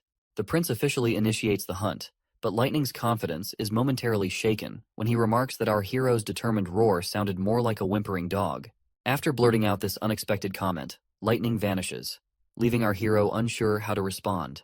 He even asks the other ladies if he sounded that weird, and they reluctantly agree. The prince tells the ladies to stick to the plan and stay safe, and they nod in agreement. With a smile, the prince looks up at the sky, pleased to see everything going according to plan. Meanwhile, the monster is getting increasingly annoyed as our mischievous tomboy keeps pelting it with pebbles. She eggs the monster on, and it roars back at her. She dashes around it, teasing and taunting like she's playing tag with a giant cat. The monster gets frustrated and smashes the ground with a mighty blow, but Lightning is still enjoying the game.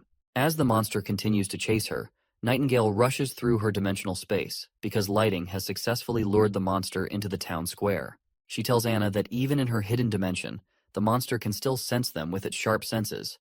So she advises Anna to approach cautiously with her fire, which has a radius of 5 meters, emphasizing they only have one shot to take down the beast, and they can't afford any slip-ups. Meanwhile, Lightning's still playing tag with the lion, making it increasingly ticked off with her relentless pursuit. When the ladies spot their chance, Anna gets down to business. Once the lion's in her sights, they pop back from that dimension. Anne immediately unleashes her green fiery powers, hitting the monster with screeching hot flames so intense that even Nightingale feels the heat from across the way. Lightning also boasts about her fire, which could even melt the steel, so roasting a monster alive is not a big deal for her. Once the monster is incinerated into ashes, the prince is kinda glad to see that Anna didn't even need help to defeat the monster. Suddenly, the other monsters start retreating, leaving everyone puzzled as to why they are withdrawing. Our hero catches sight of something unexpected, and looks up with astonishment on his face. He sees the gloomy clouds clearing from the sky and sunshine forcefully making its way through it, indicating that the months of demons have ended. News quickly spreads that the months of demons have finally ended, and everyone basks in this moment of triumph. Our hero gathers everyone together, and as he starts his speech, the crowd of townsfolk and soldiers gets all hyped up, cheering about how nobody went hungry this winter under our prince's watch. The prince acknowledges that the months of demons are behind them now, and Bordertown has come out on top with few casualties, all thanks to the gutsy civilian army. He contrasts this with how Longsong Fortress used to threaten them with starvation and cold, but today's victory proves that Bordertown can stand tall on its own. The crowd goes wild again, thrilled that they don't need to depend on others anymore. With a grin, the king decides to throw a big bash to celebrate their hard-won success. He announces a victory parade, promising that everyone who joins the town square dance will get a tasty treat of honey-glazed beef. Once the parade time arrives, the chief knight escorts a big chunk of beef into the party, and Hunter Ironaxe takes charge of lighting up the fire grill. Soon, everyone starts their victory dance as flames crackle around the bonfire, filling the air with the sweet aroma of sizzling meat. Hunter Ironaxe announces that anyone who dances will get meat, and the longer they dance, the more they'll receive. People eagerly volunteer to dance, thinking it looks easy, and they persuade their friends to join in since no dancing means no meat. While everyone enjoys themselves, the chief raises concerns about distributing all the remaining stock of meat, fearing the prince might not have anything to eat until the next shipment arrives. The prince feels a bit disappointed, but reluctantly agrees to let the civilians enjoy themselves. So, their lively night continues with everyone dancing around the bonfire, singing, and having a great time. For the people of Bordertown, surviving the months of demons peacefully is an achievement worth celebrating, and festivities like this one will be remembered fondly for years to come.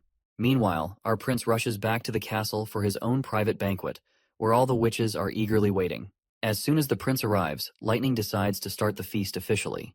Anna roasts sweet chickens with her fiery magic, cooking them to perfection and leaving Nana drooling over the delicious aroma.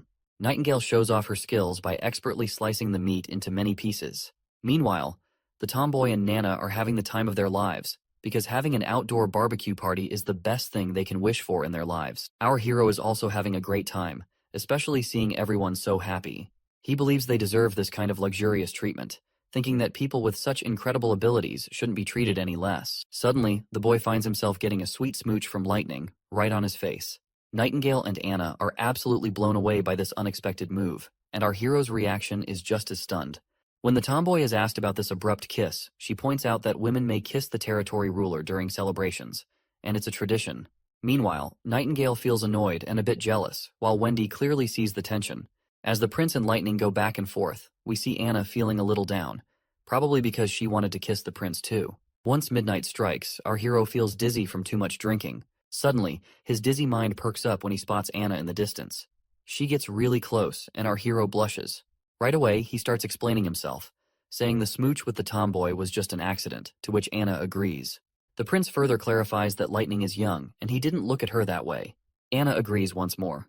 Anna then gathers her courage, and admits she was waiting for them to be alone, because she's not as bold as Lightning. As they get closer, just inches apart, Anna gives him a gentle kiss on the cheek. Meanwhile, Wendy's holed up in her room, buried in a book. She's totally baffled by how these books about the church's origins skip any mention of gods and just slap the title Pope on everyone. It's all a bit too much for her to wrap her head around. Just as she's mulling it over, Nightingale breezes in, catching Wendy mid-brainstorm. Wendy snaps the book shut, instantly lighting up to see her friend there. Wendy mentions how Lightning had gone to sleep while calling for Daddy, like a child. Nightingale chuckles and takes the book from Wendy's hand, reminding her that reading late at night could strain her eyes, especially in poor light. Suddenly, Wendy catches Nightingale off guard, asking if she's troubled by thoughts of the kiss Lightning gave our hero. Nightingale blushes and denies it, but Wendy presses her, telling her not to lie. Reluctantly, Nightingale clenches her teeth and admits the kiss is bothering her. Meanwhile, Wendy reassures Nightingale that Roland Wimbledon is the fourth prince of the kingdom, and their mission is to help him seize the throne and become the king of Grey Castle. She's confident he'll protect the witches under his rule, and when the time comes, marry a princess or a duke's daughter to secure the next generation. Wendy explains that as witches, they can't have children. It's a limitation granted by the heavens in exchange for their powers, and she hopes Nightingale understands this. Outside, as the party winds down, the townsfolk are busy with cleaning duties. They're already nostalgic for the months of demons, thanks to our hero who made their days unforgettable with his inventions and victories. They're also curious about what the artillery division will do now that the demons are gone. Vanner assures them they'll find out tomorrow. The next morning begins with the sound of horns, gathering all the soldiers for an announcement from our hero. Iron Axe informs them that since they've successfully protected Bordertown from the demons, every member of the civilian army is now a private soldier under Prince Roland. However, he gives them the option to leave if they wish not to continue. A knight asks if being in the private army means they'll become knights. Hunter Iron Axe clarifies that a private army is a professional military force dedicated to protecting Prince Roland and his territory. They'll undergo year-round training focused on battle readiness, stricter discipline, and will receive higher salaries. The soldiers aren't totally sold on the better pay part, so Iron Axe lays it out. There's going to be a military ladder in this private army. With those who achieve outstanding results in battle will be promoted. Military officers will receive higher salaries and even land of their own. That news fires up the troops, who are now all about this new challenge and the rewards that come with it. But Iron Axe sternly reminds the excited crew that being members of the private army means their conduct must be far more disciplined than before. He emphasizes that any deviation from the code of conduct will result in severe consequences, such as forced labor or even execution. The squad members visibly tense up at the stern warning, and Iron Axe challenges them to reconsider their commitment if they have doubts. Despite the harsh conditions, Vanner remains steadfast in his determination to keep serving our hero, Roland, no matter what challenges arise. Seeing no one willing to leave the private army, Iron Axe raises his voice again with the authority of a seasoned captain, reminding them that they are now Prince Roland's private army. He declares that their training and conditioning will begin immediately, establishing a tone of strict discipline from this point forward. Back in the castle, Lightning reports to Prince Roland about the plans for the private army. She explained that due to the lingering snow outside the city, the soldiers will be crawling more than running during their 4-mile daily routine. While Lightning admires the new blueprints our hero has recently drawn up, the prince himself is deep in thought, contemplating the daunting task ahead of him, creating the army's structure from scratch, including regulations, rewards, and penalties. The sheer magnitude of the task gives him a major headache, considering he played military chess in his youth, but has since forgotten much of it. He's determined to innovate and do something unprecedented in this world and time. As they examine the blueprints, the word bayonet catches their attention. Before they can delve further into their discussion, a knock on the door interrupts them. With both witches vanishing into thin air, our hero grants permission for the visitor to enter. The old custodian surprises us once again by reporting that there's an aristocrat named Chris who wishes to meet our hero. Chris had left during the months of demons and has now returned, visibly upset because his house was demolished due to the construction of the walls. When our hero confronts Chris, the noble sternly demands answers about why the prince allowed his house to be taken down. He emphasizes how he spent a substantial amount, 150 golden coins, to build that magnificent mansion. Our hero bluntly asks if Chris is referring to the westernmost house in Bordertown, to which Chris confirms. The prince apologizes, explaining that it was necessary because the house was too close to the wall and obstructed troop movements. However, he reassures Chris that the city will reimburse him for his loss. The greedy noble immediately perks up and asks how much he'll be getting. Our hero points out 20 golden royals, but this greedy guy isn't satisfied with such a small amount. Eventually, he agrees and asks where he can collect his money. The prince then reminds him that the sum has already been transferred to the property's rightful owner. The noble gets agitated and slams his hand on the desk, insisting he is the rightful owner of the property. Our hero cunningly points out that if the property truly belonged to him, why hadn't he been there even once during the months of demons? The noble explains that he had stayed at Longsong Fortress because he didn't want to die in Bordertown. That is when the prince sees his opening, and questions whether this fat cat is implying he deserted his ruler out of fear of the demons. As the chief knight strides over, he claps the noble on the shoulder with a fierce look, letting him know that admitting his mistake about the house ownership can make this whole thing just a misunderstanding. He warns the noble that he can leave quietly to avoid any trouble, but if he does not leave, he will be charged for the act of treason and will be executed right away. The noble starts sweating bullets, finally owning up to his blunder and admitting the house isn't his. Our hero plays it cool, casually telling him it's all good and he can head out without any fuss. Before the noble scurries off back to Longsong, our hero tosses a message with him to carry. If any other nobles want to dodge treason charges, they better think twice about returning to town. It sounds like the noble is seething with frustration as he vents his anger by punching a nearby tree. He's convinced that once the Longsong Duke takes control of the territory, the prince will have to return, and this fat cat will wait for the moment to gloat over our hero's supposed downfall. As he storms down the road, his fury subsides when he spots a woman covered from head to toe, and the noble is taken aback by her beauty. He's never seen such elegance, not even among some princesses. Watching her stride purposefully toward the castle, he begins to wonder if she might be our hero's wife. Once inside the city, she covers her face again amidst the bustling town, finding herself confused to see the bustling streets, even though the months of demons just ended recently. When she reaches the castle gates, she wonders if Nightingale was truthful about the prince of this town. She hesitates before entering, but then she makes up her mind, thinking she could handle at least 2 guards if it came down to it. The knights at the castle door react sharply at this robe figure, ordering them to back off, as this is not a place for commoners. Lady Leaf remains undeterred, removes her hoodie, revealing her beauty, and boldly identifies herself as a witch. The soldiers exchange bewildered glances, unsure of how to respond. Meanwhile, Lady Leaf nervously swallows her fear and, with determination, requests to meet Nightingale, Nana, or Anna. The both guards take glances at each other, and one of them decides to step inside to report the situation. While seeing those soldiers go, Lady Leaf remains fearful that the soldier might be fetching reinforcements, or perhaps Nightingale had deceived them about the existence of Nana and Anna. With her head down in thought, she suddenly feels warm hugs from both Nightingale and Wendy. Once she realizes that they are her friends, the Lady Leaf is stunned to see both Nightingale and Wendy embracing her, their eyes moist with tears of joy. Wendy whispers a heartfelt "welcome home" into Lady Leaf's ear, which causes her to burst into tears herself. Meanwhile, our hero is seen yawning, and Wendy brings him some tea.